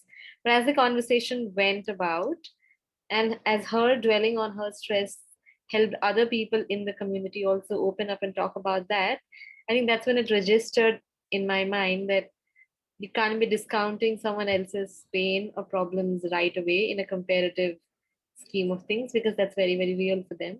That's a lesson I'm also going to like pick up and see in my other spaces and conversations. Thank you, Lipsa. That's amazing. Anna and Lipsa, can I get you all to put your hands down when you're finished? Roslyn. Hi, I was just about to add this in chat. So yeah, thank you. What we focus on matters. And also I loved what we were doing with Alyssa, because that really matters too. I'm learning with the Heart Mastery team that have just got consultative status at the UN. So I hope that more people will learn about this. But it absolutely vindicates what Alyssa was saying about the breathing in for 5 and out for 5. There is an electromagnetic field around the heart which communicates immediately. So, you know, just being able to balance and be in alignment with ourselves as we enter in and focus on, you know, what are the needs of this person. It's much easier to find the capacity to do it. It's just that's what I wanted to share. But thank you. It's been really reinforcing. Yeah. So we'll probably take 2 more. There are 2 in the chat. If anybody else wants to share in voice. sometimes in conversation, if I notice myself getting triggered by a comment or statement, my breathing becomes shallow, and then I need to deliberately try to slow down my breathing and breathe deeper before responding. Jess, I know you might get annoyed by me here, but there's some content that we have developed specifically around this stuff, but it's not in today's session. But this breathing and grounding and paying attention to the emotions and what you're feeling is so important. Isabel, when there's an agenda going into the conversation, then we're going in with narrow focus. So being mindful of lateral arising messages and have an eagle eye view when in conversation is important to discover other relevant windows of exploration. So Isabel and Joy, thank you. Joy Marie. Maybe one more comment. Rosalind, can I get you to put your hand down unless you have an additional comment? Maybe one more comment before we go into this, let's call it act number 3 of what we're doing today. Okay, I take it that nobody wants to share. Oh, oops. All right, are you all seeing my screen? Yes, I'm assuming you are. All right, so. Yep, we see it. I see it, yep. Awesome. So this is the tool that we're going to introduce today, the start of that tool. And we often do this over weeks or months. So people spend quite a lot of time with this tool, but today we're doing it in 2 hours. So at first glance, it might seem really simple, but it kind of depends on how you use it and what you do with it. And we can use it in many ways, but today we're going to kind of use it as a playground or playing ground for what it can be used for. So this tool was developed by a dear friend and colleague of ours called Hasan Moon. Actually, Jess and I met at the Canadian Center for Brief Coaching, which is where she does her research and does microanalysis in face-to-face dialogue. So conversations usually have sort of a timeline. So we go from past to future. So when we start to analyze the conversations, and microanalysis is really looking at conversations sentence by sentence, turn by turn, what's happening in those conversations. And there's some really interesting researchers that are bringing out really novel ideas about, or helping us really understand what we used to think we knew about communication and conversation. And both Jess and I working with those people in different ways. So when we start to analyze conversations, we can see that they consist of what we call positive and negative content. So it doesn't mean that in any way that you place the quality of the content, it's not good or bad, but you want to highlight there are things that people say that are more positive or more negative, and there are things that they want to say that are less. So we start with this first axis, which is things that are past and future. And then we layer onto that things, the good stuff, the things that they want more of. So if we start up in the top quadrant, we call that quadrant 1. And we have to refer to that as the preferred future. So those are things that we want more of that are in the future. Quadrant 2 would be, we call that the resourceful past. Those would be things that we also want more of, but the things that are our strengths, our resources, examples of resilience that were in the past, times that we were thriving in the past, let's say they were positive and in the past. Then we move to quadrant 3, which we refer to as, I'll go to the next slide, as the troubled past, regretful past, which is things that we want less of that are in the past. They weren't necessarily our best moments. There are times when we could have done better, there is opportunity to learn from. And then there's quadrant 4, which is our dreaded future, things that are in the future and things we want less of, things that we might not want to see happen or we may not want to see pass. And that's the introduction of the quadrant. So the 4 quadrants are Q1, preferred future, Q2, resourceful past, Q3, the troubled past, problematic past, or regretful past, and then Q4, your dreaded future. Then, Jess, I think you are up now. I am. Yeah, so I was just going to pick up on something you had just said, and then I lost my train of thought. But this door picture here, the reason why we put this is because in our conversations, as I'm sure all know, what we say is going to open a door to what the person says or how they respond next, or it at least invites them in a certain direction, right? So in the conversation we had this morning, for example, if someone said to you like, oh, how come you're struggling?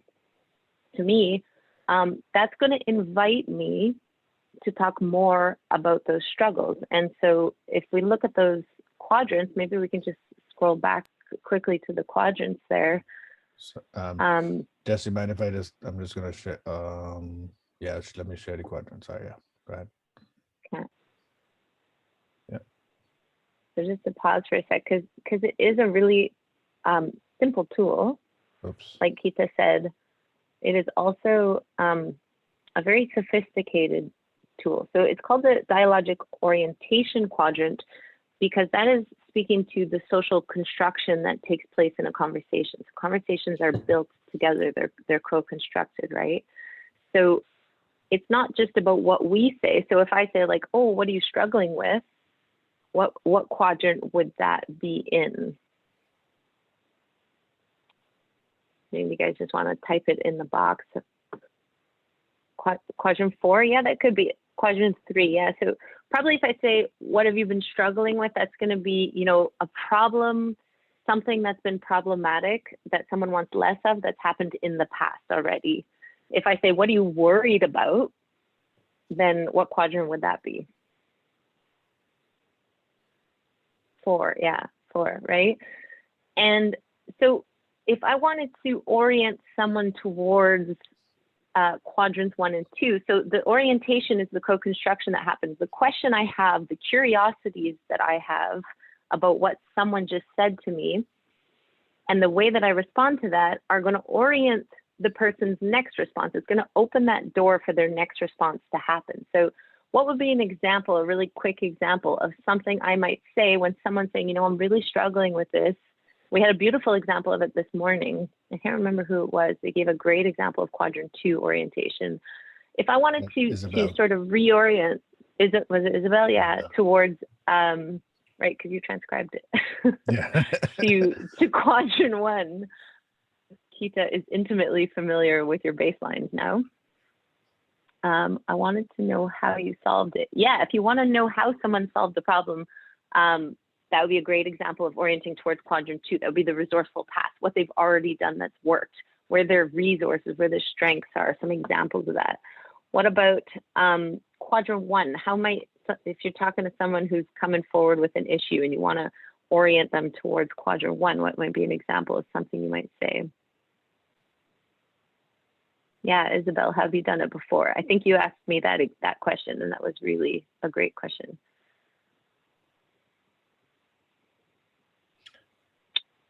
So let's say I were to say, I'm really struggling right now. How might you bring me towards, open that door to quadrant 1, where I might start talking about what it is that I want more of, what it is that's important to me. What's your preferred outcome? Yeah. And I might say, I really just want to be able to navigate this. What's the worst thing that could happen? Ooh. Where would that bring us to? That's an interesting one. That's an interesting one, yeah. I can see why you would go there. And are you a therapist? I do know a lot of, yeah, what's the worst thing that could happen? Yeah, quadrant 4. And there's also a lot of usefulness. So all of these quadrants, it's not a qualitative. It's not whether it's good or bad to orient towards one or the other, but it's really about bringing a consciousness, bringing an awareness, as to what we are inviting the other person to respond to or to talk more about. So some people, you know, have different theories on what's useful. Some people really think it's useful to dig down deep into quadrant 3, you know, to figure out what happened, analyze the problem, why did it happen. Other people might find it useful to really stay above the line, we call it, you know, quadrants 1 and 2. So that's what we're gonna play around next, is really about what door are you opening in your conversations, and really not just what door you're opening, but what are you curious about? What are you listening for? Are you listening for more of the problem, or are you listening for their hopes, their desires, who or what is important to them, what resources, what strengths, what resilience? You know, people who are struggling are oftentimes some of the most resilient people in the world, because they're going through something and they're there, right? They're making it. So that's all quadrant 2. So what Keita's done, and he's worked really, really hard here, is he actually transcribed what everyone said in our first connector exercise.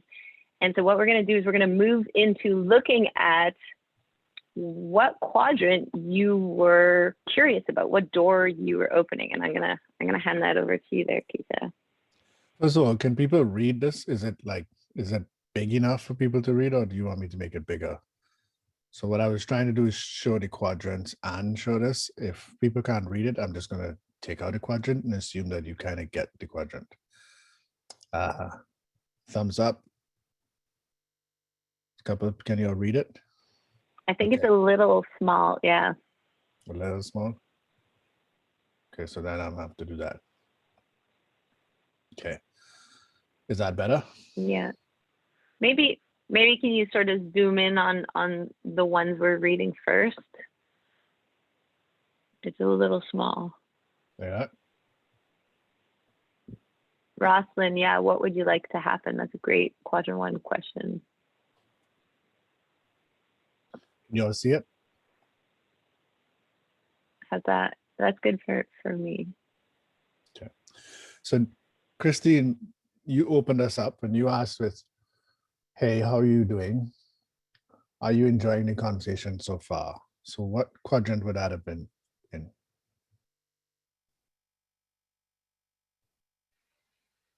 I would say, okay, so for me, I'm having a little bit of difficulty with the quadrants, because I'm trying to figure out if would present be the center where they all converge, right? Because I'm asking, how is she feeling right now? Right.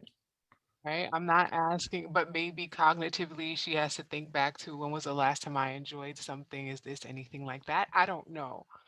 Right. So How would you answer that? me personally, Yeah. how am I feeling right now? Or Oh, sorry. How would you answer where are you orienting that? Where are you orienting Jessica with this conversation, with this? I would say in quadrant 1. Q1. So Can't how are you find. doing? Are you enjoying the conversation so far? Yeah, I think so. Can I pop in for a sec? I would say if you stopped at how are you doing? Yeah. That's a pretty neutral question, because I could say, oh, you know, I'm tough, or oh, I'm doing great. And so you only open the door. Where I decide to go with that is obviously going to be my choice. But then you followed up with, are you enjoying the conversation so far? Again, that certainly sounds like you're orienting me towards quadrant 1. And then the question is, where do I go with that? So you invite me through that door. At least it seems like your intention here. And then I can say, this is amazing. This is the best webinar of my life. Or I can say, you know what, I'm really struggling, right? So yeah, this is like to get a snapshot of what are you curious about, and then where does the person go with where you invite them. So some of them are a bit more neutral, right? So one thing I just want to point out is the questions themselves open the door to orient somebody to a particular quadrant. And if you look at this, now it's about, where does Jessica land? Which quadrant does she land in? based on that question. Okay. So where would we rate where she landed on that question? So she's here. I'm feeling stressed, to be honest. Quadrant 3, yeah. Quadrant 3. Quadrant 3. 4. The quadrant 4.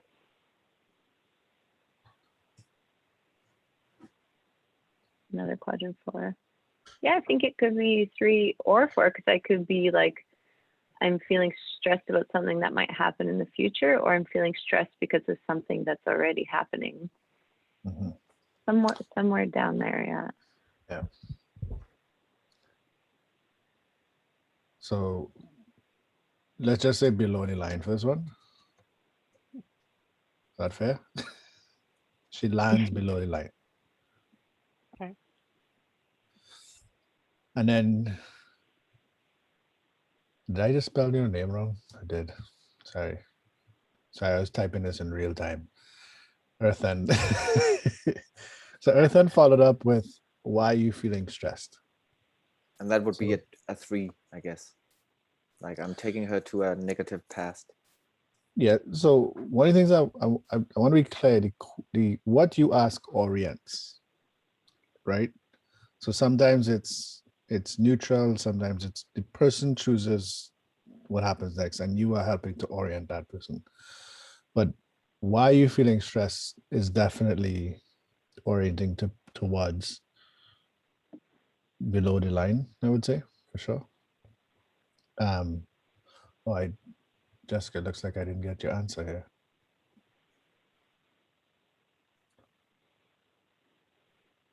I didn't catch your answer. Okay. Oh man, I failed the exam. It's okay. It's okay. We're getting a sense of what people are curious about. I think is the most important part here, is to know like what were we curious about in our responses. So give me a second. I typed it. Let me just actually make sure.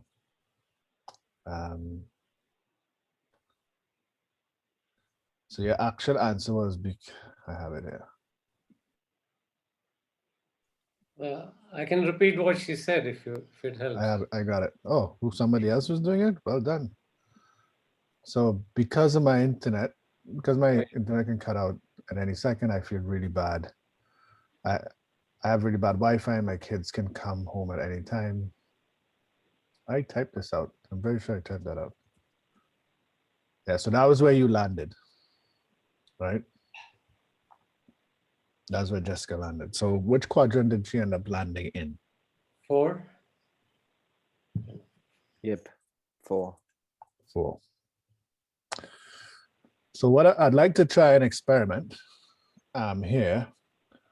What's a question that we could have asked here that would have taken her above the line? So her response was, I'm feeling stressed to be honest. Is there a question that we could have asked to take her to a different quadrant?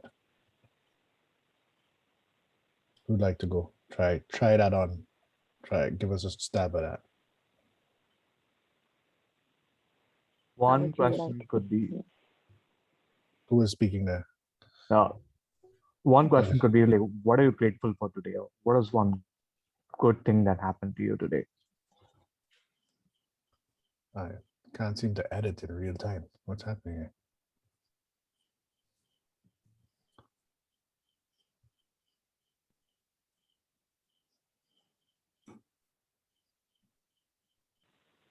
How about Earthen? Since you were the one that asked that question, if you were to sort of pause and think about the quadrants and we were to repeat that conversation, what might you say instead if you wanted to open a different door? Okay, but like I would like to know why you are feeling stressed, but maybe then to change completely direction and take your mind off of it, so to speak, and ask, okay, what are you not feeling stressed about now? What are the good things that you are feeling now? Maybe that could be. And what if you what if you wanted to stay with me and not try to shift me, but really stay with me and honor where I'm at, but Maybe, in a way yeah. that, yeah. Yeah, I could maybe tell you that I feel stressed too, and I go with it. It's also an experience to feel stressed sometimes and to deal with it. That's life, and I can actually begin sometimes accelerating in my thinking and so on when I'm feeling stressed or something like that. Maybe. So talking more about the stress. So talking more about the stress and where might that orient us to? I don't know, but to maybe change the view on the stress. So the stress doesn't become something negative. But you have some answer I can tell maybe. Yeah, I think so an interesting question might be, how are you managing so far? If I were to say that, where might that open a door to you? Yeah, sure. That depends on your self-confidence. But yeah, sure. That was a good one. You could ask. Yeah. Sorry, go ahead. No, you go ahead. I was just going to say, you could ask, so what have you found that's a constructive way to deal with stress when you have it? Do you have something that you do when you're stressed out that really works for you? Yeah, I love that. Yeah, and Can that would probably. Can I just throw in, if I were the one feeling stressed, and I said I'm feeling stressed, and then the person asked me that, I'd be like, I'm stressed. Like, understand the stress. What is the cause of the stress first, and then let's move forward to working out how to solve the problem, how to ease that stress. Yeah, that's definitely one approach for sure, and sometimes that can be very useful. So I think for the purpose of this class, it's really about exploring all these different options, about bringing awareness to what we're curious about, and then moving forward, trying it out and seeing, what works in real time. Like, I mean, this is not, there's like, I'm just like, oh man, I'm feeling so stressed. And you said to me, what would you rather feel? I might be like, I don't know, I'm just stressed right now. If you said to me, oh, sorry to hear that, how are you managing? I might be like, oh, actually X, Y, Z, so, or if you said, what's making you feel stressed? Yeah, that might be useful for me to think about what's stressing me out so we can then sort of build on it. It also might make me think more about what's stressing me out, make me more stressed. We never know how it's going to work and what's going to be most useful really until we're in the moment. And what's interesting about these quadrants is it gives us sort of a lens to bring some awareness to what we are co-constructing, so we can figure out how can we do it better? What does better look like in that circumstance? But also it's also about being very intentional about what door you're opening, right? So you might make a decision to say, you know what, let me spend some time in quadrant 3 with this person, and then decide where I'm going to go next. So one of the things I think is really important to point out is that there are frameworks that are prescriptive and there are frameworks that are heuristic. So a prescriptive framework is something that you follow step by step, block by block. A heuristic framework is something that helps you think through a problem. This is a heuristic framework. So it helps you think through and make choices in real-time conversation. So actually, Keita, thanks for bringing that in, because all along I was struggling with the way the discussion is going, because I felt what Earthen asked was perfectly valid. He was actually empathizing, and we were giving alternatives which are solutioning the situation, whereas he was actually staying with her. So I felt that was a good response, all said and done. I agree with that, Sandeep, because I think when somebody is stressed, what they need to feel before anything else is safe. They're not going to be able to get to solutions if the person that they're dealing with doesn't make them feel safe. So there has to be an empathic bond formed first, I feel. And so that's why they need to feel listened to. So after being told that somebody's feeling stressed, Eartham's original response to ask, why are you feeling stressed? If I were in Jessica's position, would me feel heard, open a door for us, a conversation at an equal level. So let me just regroup here for a bit. So we've done a couple exercises. One is the dot exercise, one is the gorilla exercise. And what we're trying to highlight is that each word or each piece of the conversation, we decide which door to open next. So I'm going to hand it over to Jessica for us to kind of move on to the next phase of this. But now that you've been introduced to the quadrant, I'm sorry, my son is having fun. Now that you've been introduced to quadrants, we're going to kind of walk through an exercise that talks about how you use that quadrant a bit. I'm going to mute. Okay. Yeah, so I think this is a fascinating conversation, everyone. And I think this could be a whole other class. You know, what is useful, the medical model where we really drill down to the root cause, where we really look into the problem, see what's happening, deconstruct it, and then try to move, you know, towards what is wanted, or the more strengths-based or solution-focused approach where we, bear with me here, my headphone is dying. Can everyone hear me all right? Trying to make sure. Can you hear me? Hello? Yes. Yes, perfect. Thank you. Sorry. Had to switch. Great. Or you know, a more solution-focused approach, and that's really just a paradigm, the paradigm you choose to approach in. And so, what we want to do here, and I think we could spend, you know, a whole year talking about that. Would be a fascinating course to look at, really deconstructing which perspective is most useful in building better conversations.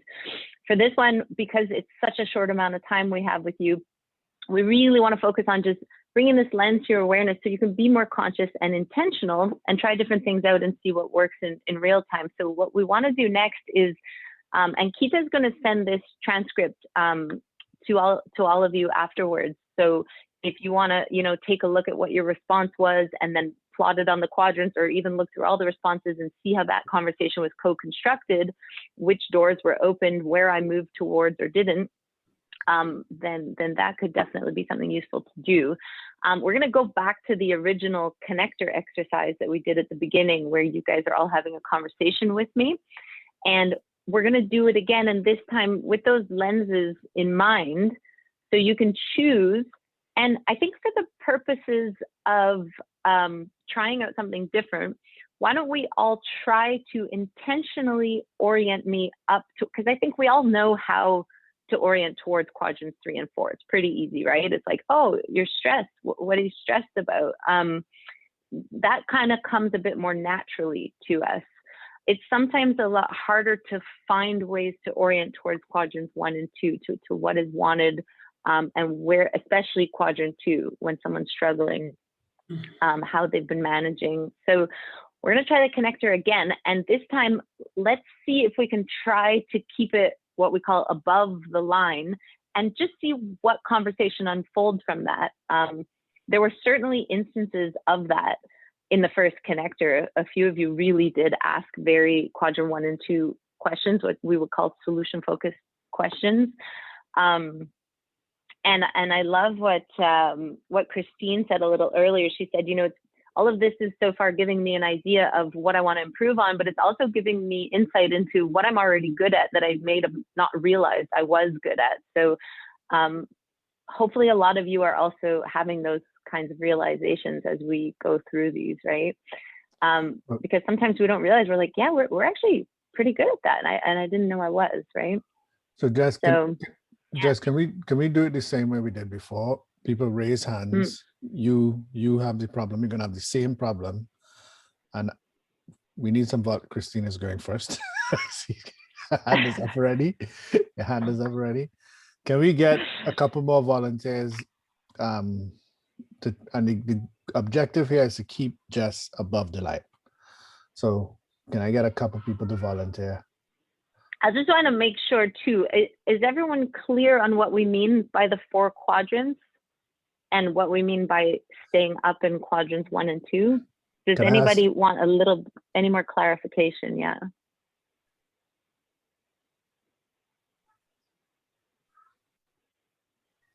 I'm just looking at the chat box here.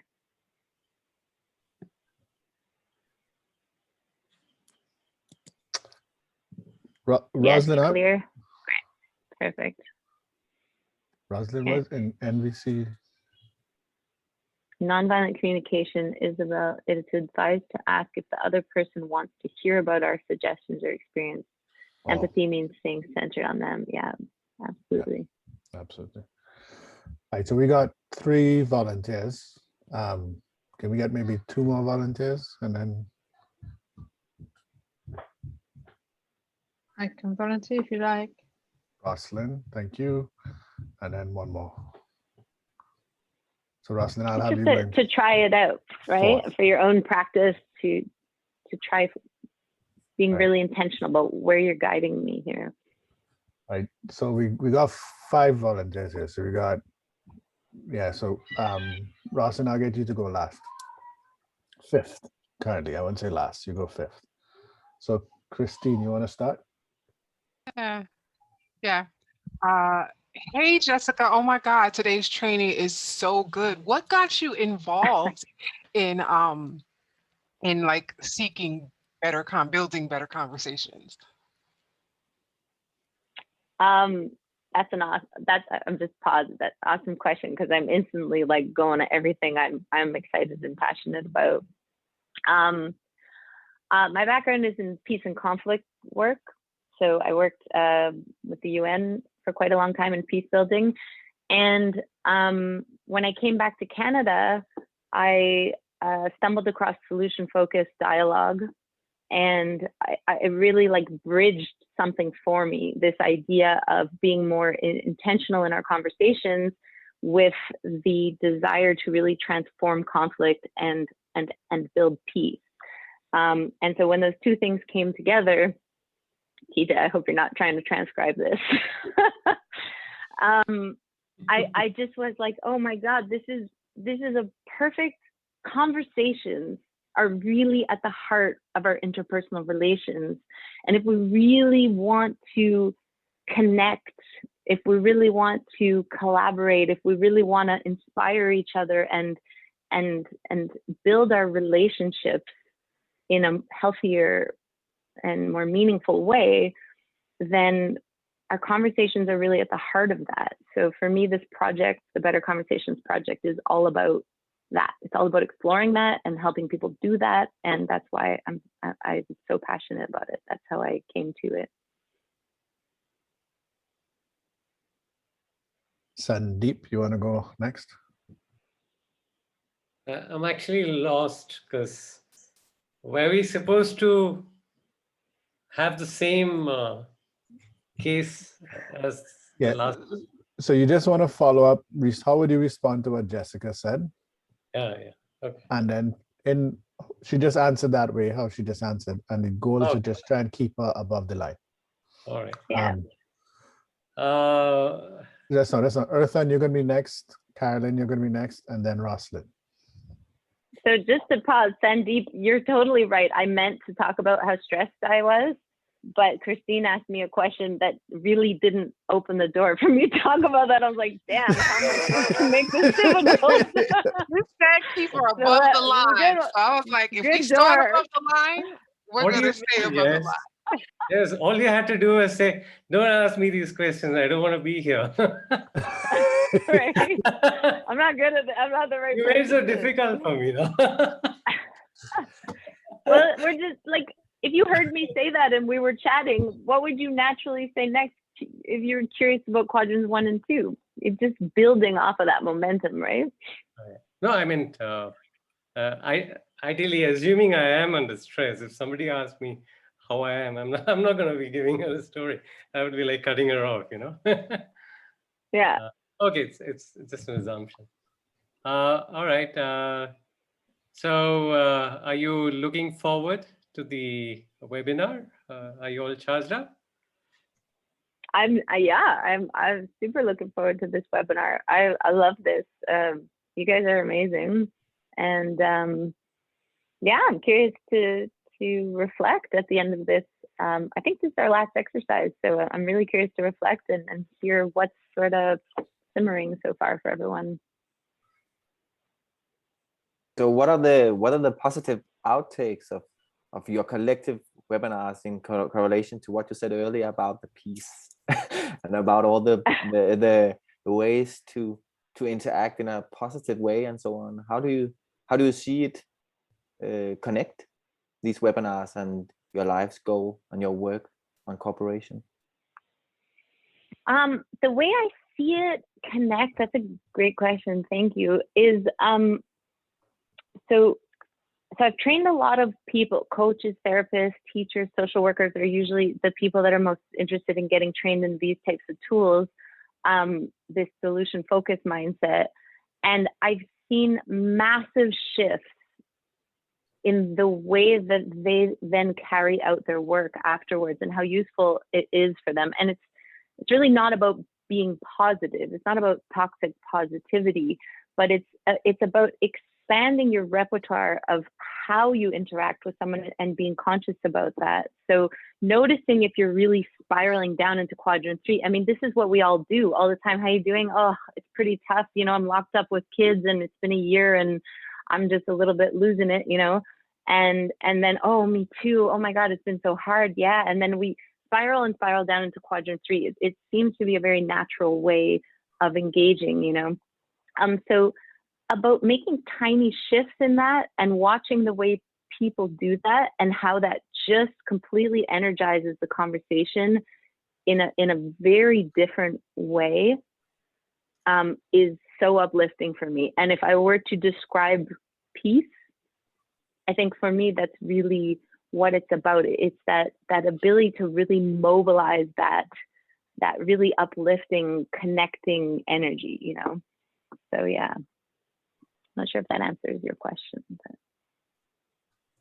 I'm really glad you were passionate about it and decided to take this on, because not only for coaches and educators, but for everyone, because all of our interactions affect the lives of so many people. So learning these tools and making it more, making us more aware and being able to share that with more people, then all of us will be able to improve the interactions we have in our lives, which will have a positive effect on so many people.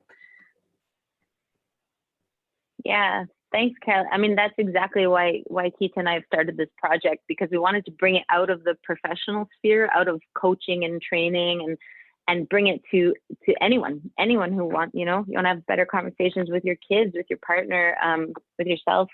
It's so useful, right? Yeah. Rosalind?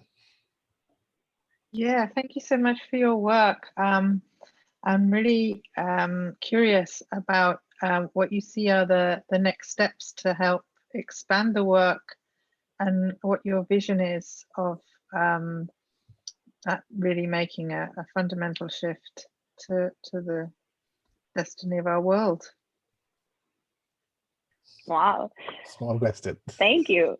I just want to pause for a sec here and say, so far, should we reflect a little, like every single question you guys have asked me, has like, this is a perfect example of, like, I can feel my energy completely shifting in the questions you guys are asking me. Like, you're asking me about like why I'm passionate about this, quadrant 2, what I'm looking forward to, quadrant 1, and it's, yeah, I would like to just pause for a second and ask, like, so far, let's just take a pulse, you know, what do you guys feel about this conversation so far?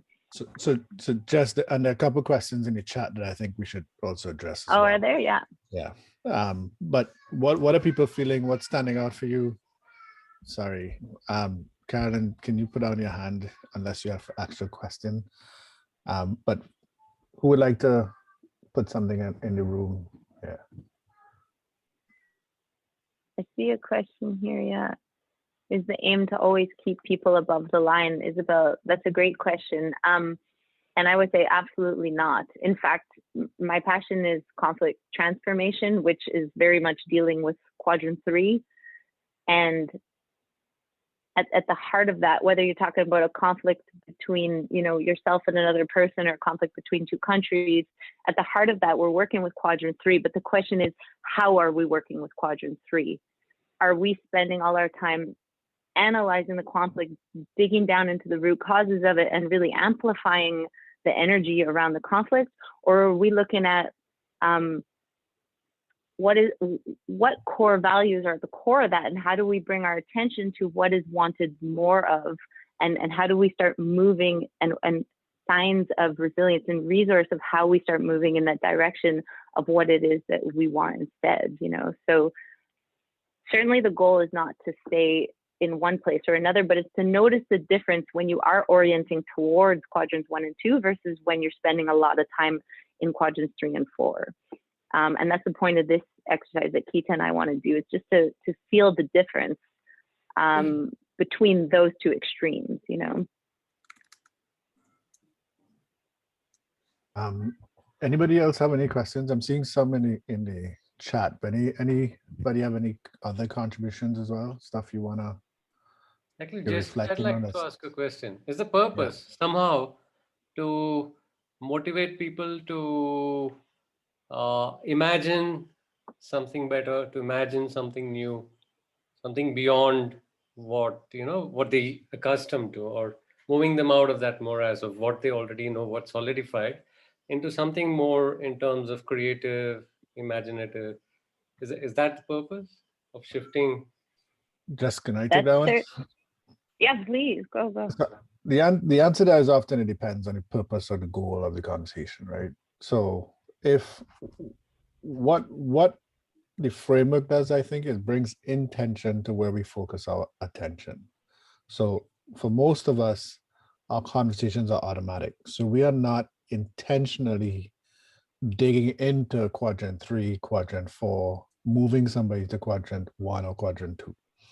Most of us are just kind of picking up on something that we find interesting. One of the things we haven't really talked about, we have a little bit, is what does the person want? What are we tuning into? Listening to, hey, what are they really saying they want more of? And tuning into that versus, I know before I did this, I'm like, okay, how do I have this person? How do I have this person? How do I have them? That was the narrative in my head. Versus, okay, what are they really saying they want? And digging into more of that and saying, how can I demonstrate to this person where they've had more of what they want in their past? So that would be quadrant 2. Or have that conversation about where they can manifest more of what they want in quadrant 1. Jess, I think you probably have some responses to that as well too. I do. I'm just looking at a question that Roslyn posted here, or a statement she said. I love the question in climate activism. What can we do that future generations will thank us for? And I think that is a beautiful question. It's a beautiful example of how we start, you know, moving into that preferred future, that quadrant 1, and imagining it, right? And then another piece that is so important there, and I think a lot of models forget about this piece. This is the quadrant 2 piece. It's about looking at signs of where that's already happening. Because if we just imagine, and that's a great first step, is to get a vivid picture of what it is we want to move towards. But if we just imagine, we risk falling into a place of hopelessness, because it's like, that's so far off. How do we ever get there? And then you try to problem solve to get there. And that's never really that helpful.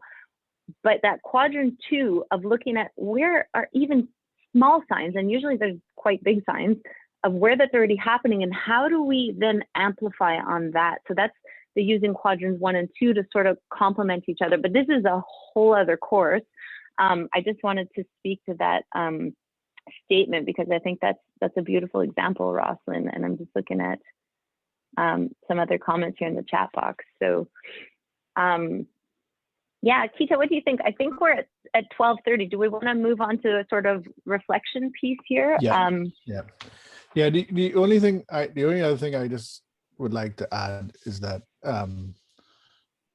in thinking about how we have better conversations. If nothing else you take away from this is just being intentional about where that conversation goes.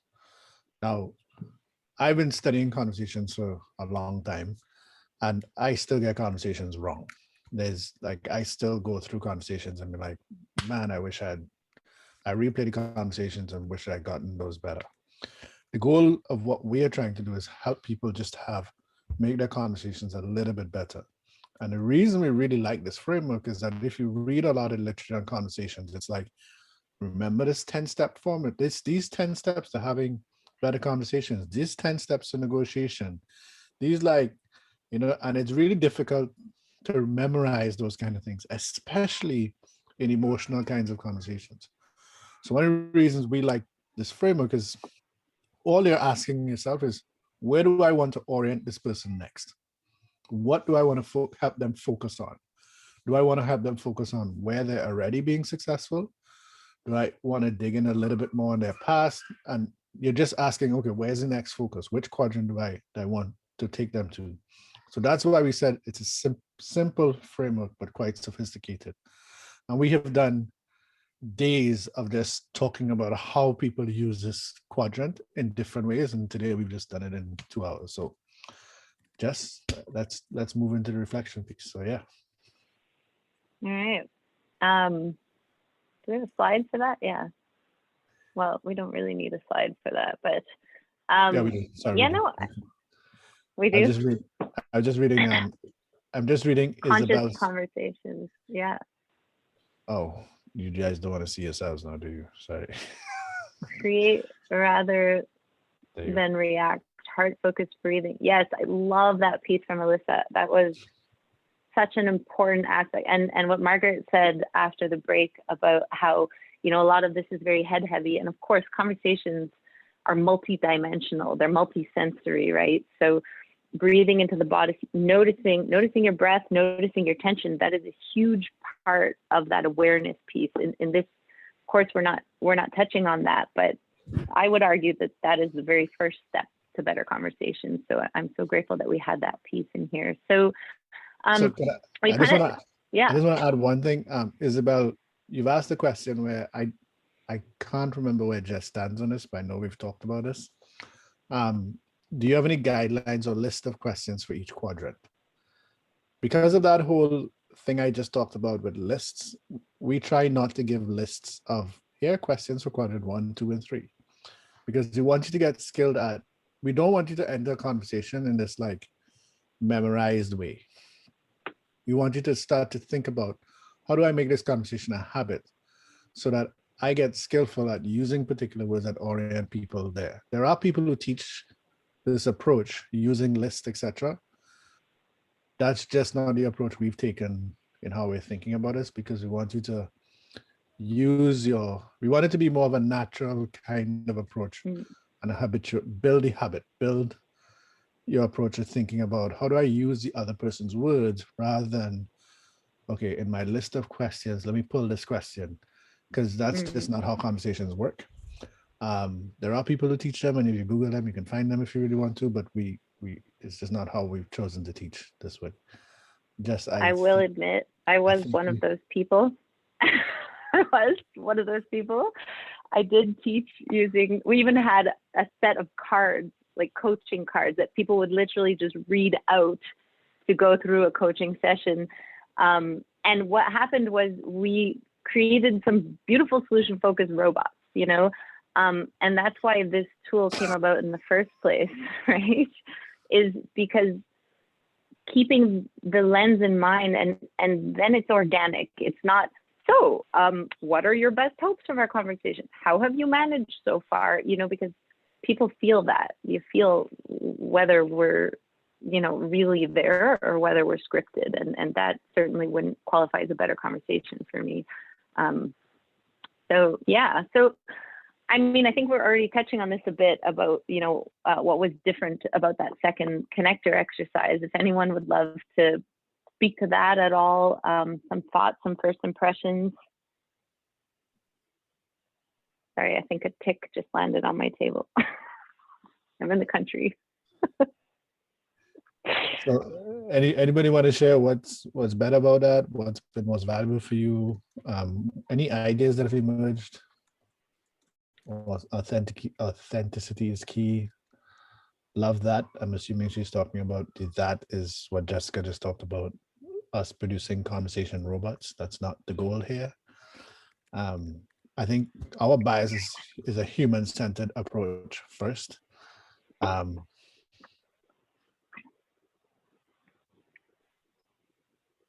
Yeah, so you didn't allow Jessica to drown below the line, which is kind of our default, where we can often spend time.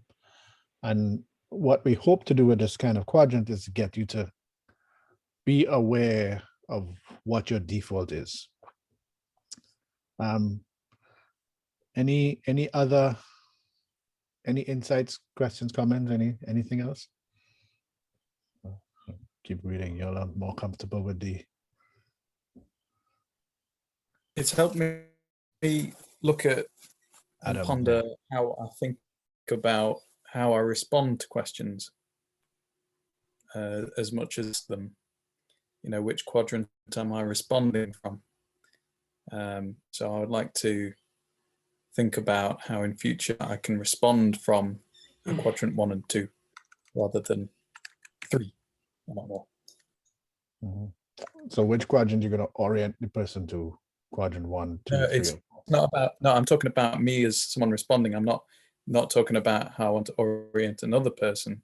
But when somebody asks me maybe a neutral question, my answer would be more quadrant 3. Oh, interesting. And maybe I could shift where I focus my response to their question, so it's above the line. So that's super interesting, because we use a language that it's co-constructed. So in your example there, you're using the quadrants on your side, which is a very novel use of the quadrant, but very, very admirable use of the quadrants, that's for sure. That's a great insight, Adam. Thank you for that. Anybody else? Today's conversation helped me build more awareness of my participation in a conversation. What level of active awareness am I exercising? Thank you, Sandeep. That's a good observation. I'd love to go back to what Christine said earlier about, where she's noticed that she'd like to, make some small improvements, but also where she realized that she was better than she thought she was already. I would love to know, like, either of those questions, or, what is something moving forward that you'd like to bring more of into your conversations after these last couple of hours?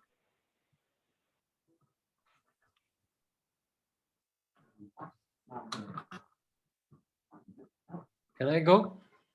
Yep. Jessica, yes, please. I think I kind of experienced something similar. I both became aware of a lot of my already existing strengths. Also made me acutely aware of where I'm not present. Because I don't know, I think we get into a how do you pronounce it? It's like we assume that, oh, we're good at some stuff, and sometimes we think, okay, well, if I'm right, that's good enough, and I can have a conversation purely based on truth or facts, and that's where this helps. Being aware of where my intent comes from. Is it just to impose my truths on others, or is it to co-create a new reality where everybody's stake is factored in and everybody feels an equal participant in that conversation? I think those are the nuances that perhaps we need to bring into every conversation if we wish to have people collaborating, And I'm all over the place. Sandeep, that's beautiful. So yeah. Thank you for that.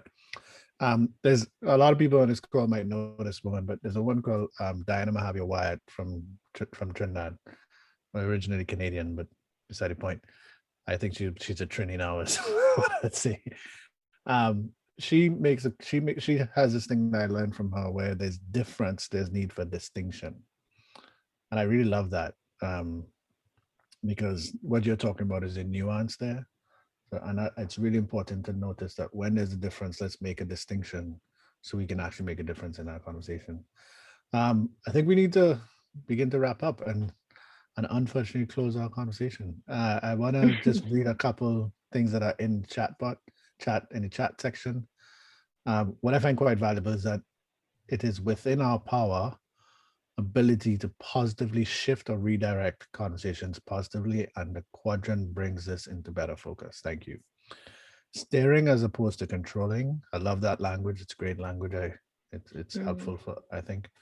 And what is the purpose or intention of the conversation? So unless somebody has a burning insight, question, comment. I have one quick burning one. First, go ahead. I just want to say one thing about quadrant 1. When we talk about bringing in intention and attention to what we're doing, quadrant 1 is not necessarily all good. So some of us, you know, I think this term toxic positivity is quite prominent right now. It's also about bringing awareness to what we're doing. If someone is talking to us about something they're really struggling with, we're like, oh, but you know, everything's going to be fine, and let's think about how good things are going to be next year when this pandemic is over. That also might not help you have a better conversation. So it's not just about always trying to get towards quadrant 1.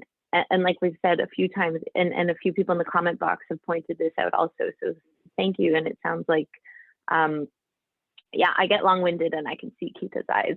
So I just want to say, it's really about the awareness. Our best hopes from these last few hours are really that you walk away from here with, you know, a little bit more clarity, a little bit more confidence in the way that you're navigating your conversations and showing up, and a little bit more awareness of which door you're opening, for better or worse, you know, because I really think that's the first step. So yeah, I just wanted to point that out. Well, there's one burning one. Me too. I also got one after. I was afraid of that. Amazing. Go ahead, Sandeep. Yeah, I'm just kidding. I'm just happy that, you know, Jessica's internet connection didn't drop and she didn't have trouble with the family. How does it get any better? Thank you. Awesome. Was it Earthan? Was it? Yeah, it was me. Yeah. Yeah. Go ahead. It's $1 million or billion people question for me, at least. And I've heard a lot of answers, and I got probably some of my own, but no solution.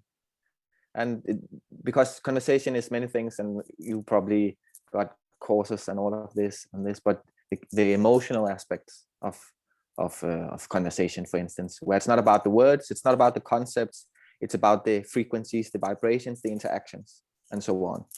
Where for me to see the polarization happening on the planet within the highest parts of states and governments, and the most local parts in between families and in society in general, where the polarization happens between those things, between words to describe it is thought, logic, reason, rationality, and emotion, feelings, reactionary patterns, which is both valid ways of expressing oneself and so on, but the clash in between such that I guess everyone knows on this planet, especially when you're an adult, where you stand in front of someone and there's nothing you can do to connect with that human being. There's no conversation to be had because of those inner aspects. Just simply is incompatible in the conversation. That is my personal experience, and I see it in politics, like and in general trends all over. So my question would be to you two, and like, do you have any? What's your view on that? Do you have any personal experience in dissolving that and creating peace among that internal as external conflict that is going on so rapidly now and so heavy now all over? Jess, you wanna?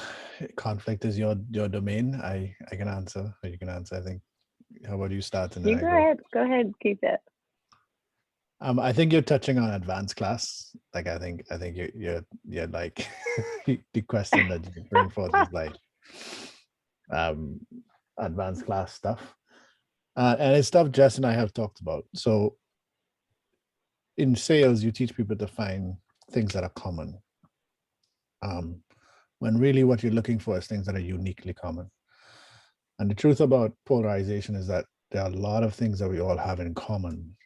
And if the conversation focuses on those things that we have in common, those common wants and needs, you're likely to move the conversation in a better position. And if you focus on what the other person wants versus what I want, most of those conversations are very difficult to have. And the bottom line is I can't give you a silver bullet to resolve those complex problems. And then there's a beautiful phrase that I quite like. I'm not even big into yoga and that kind of stuff, but it's called detached. I just had it in my head.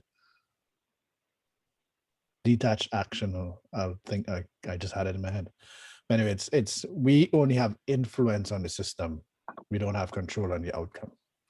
So we control how we influence the world, but we become detached from the action itself. I think it's called detached action.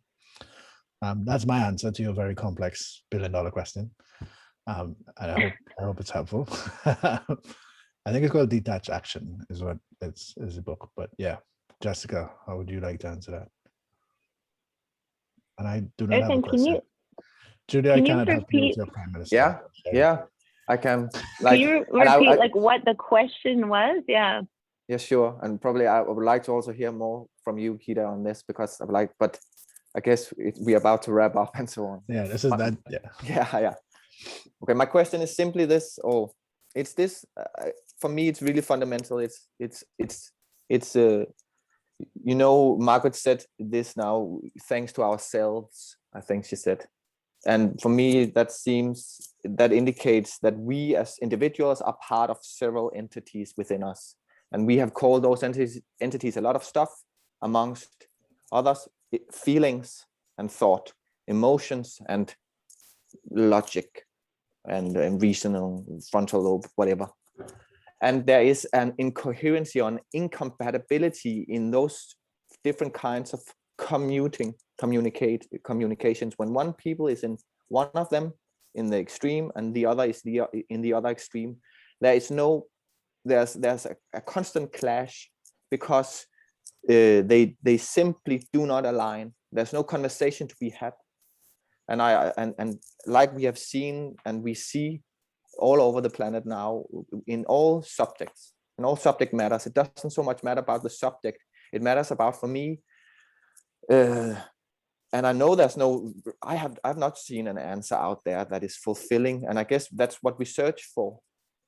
But my question is simply your personal experience when you meet such a situation where you stand in front of a human being, where you get the feeling, or you get the thought, you get the notion that you cannot communicate with that person. There's nothing you say that will be understood. You speak the same language in the surface level of words, but beneath the words, in frequency, in what you mean by it, there's no communication, because you simply do not understand what's going on there, and they do not. And you speak and you act, and you want different things, or you want the same thing, but you are refusing to let the other people have it, because not both of you can have it. Like, for instance, when it comes to the subject of power, where we see peace and like where one human being wants power over another human being, or one state wants power over another state.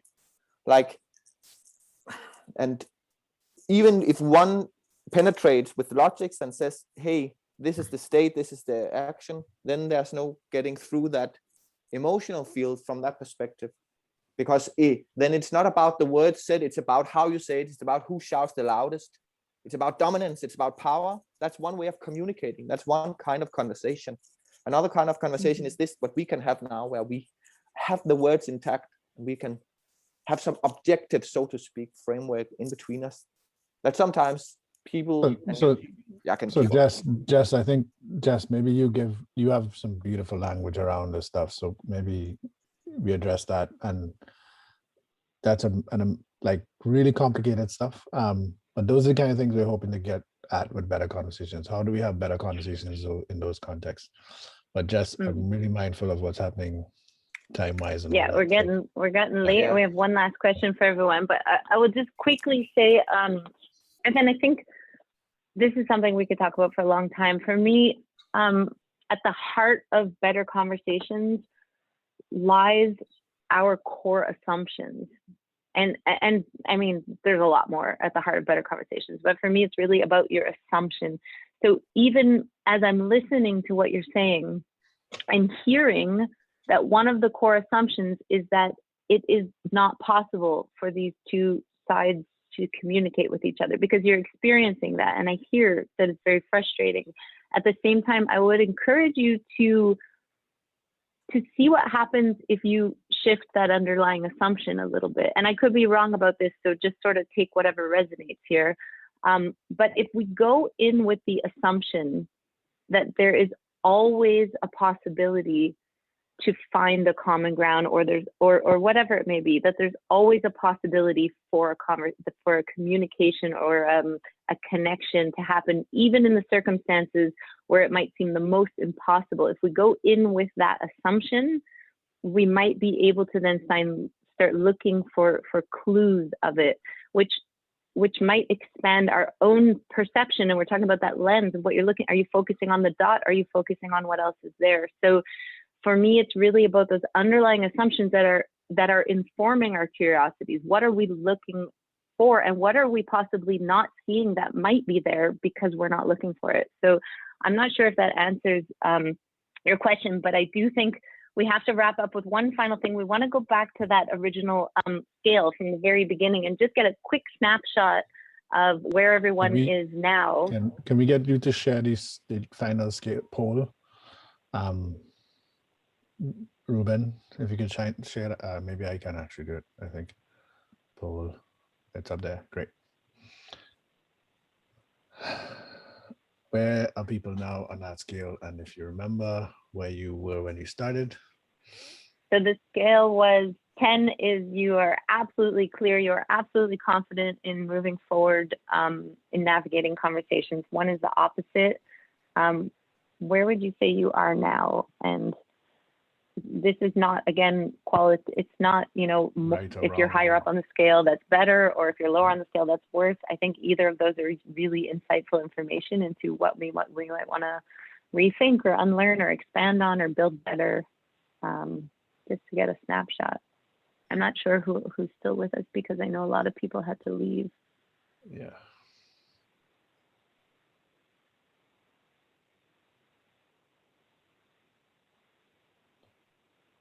I think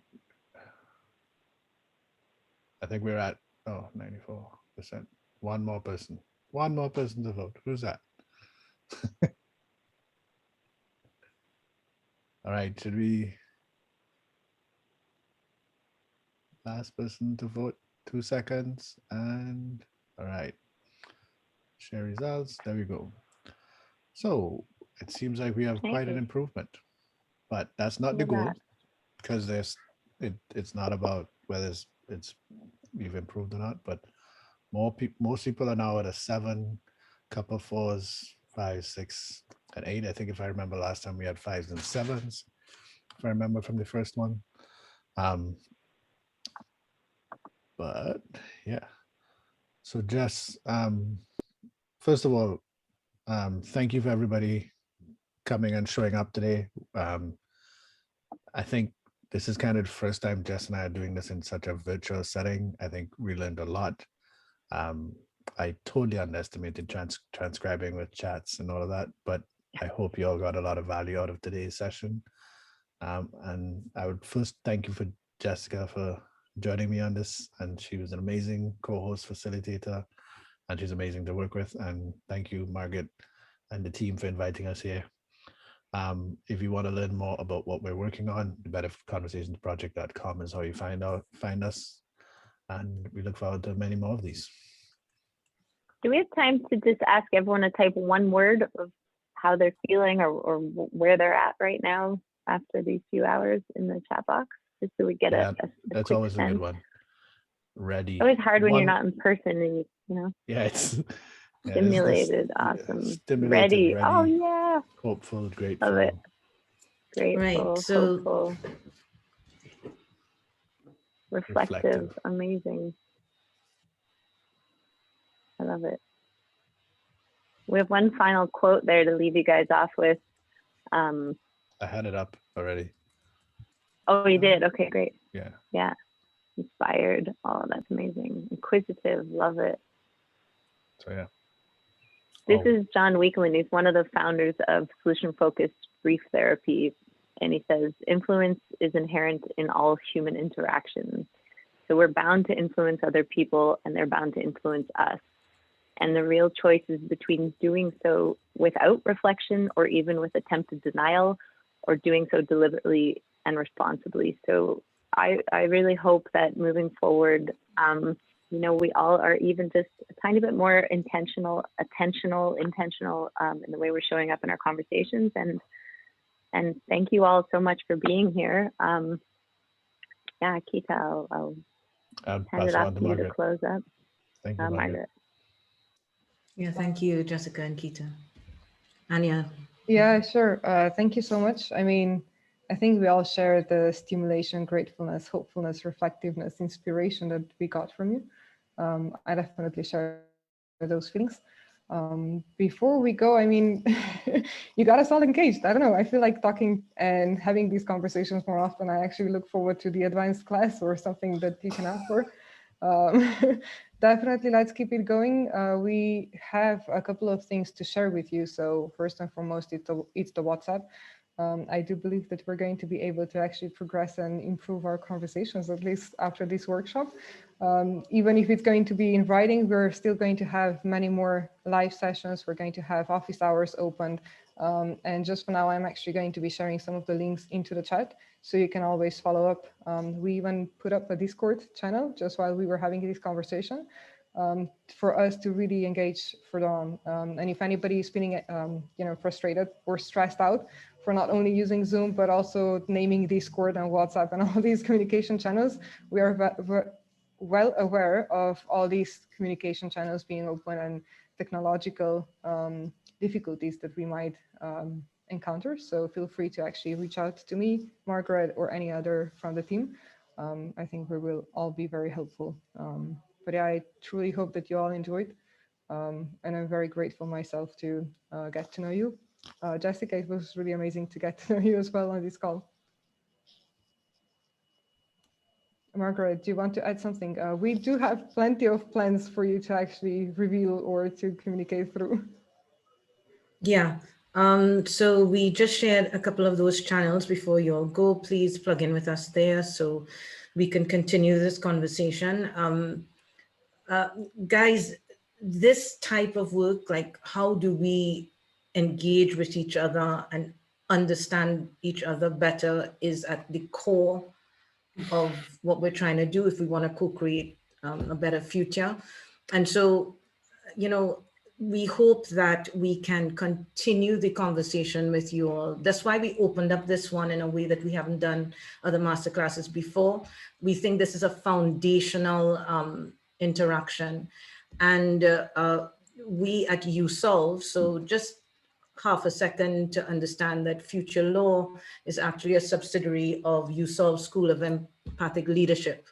And that school was about supporting and creating initiatives that would help solve challenges in the world, the challenges that we're facing.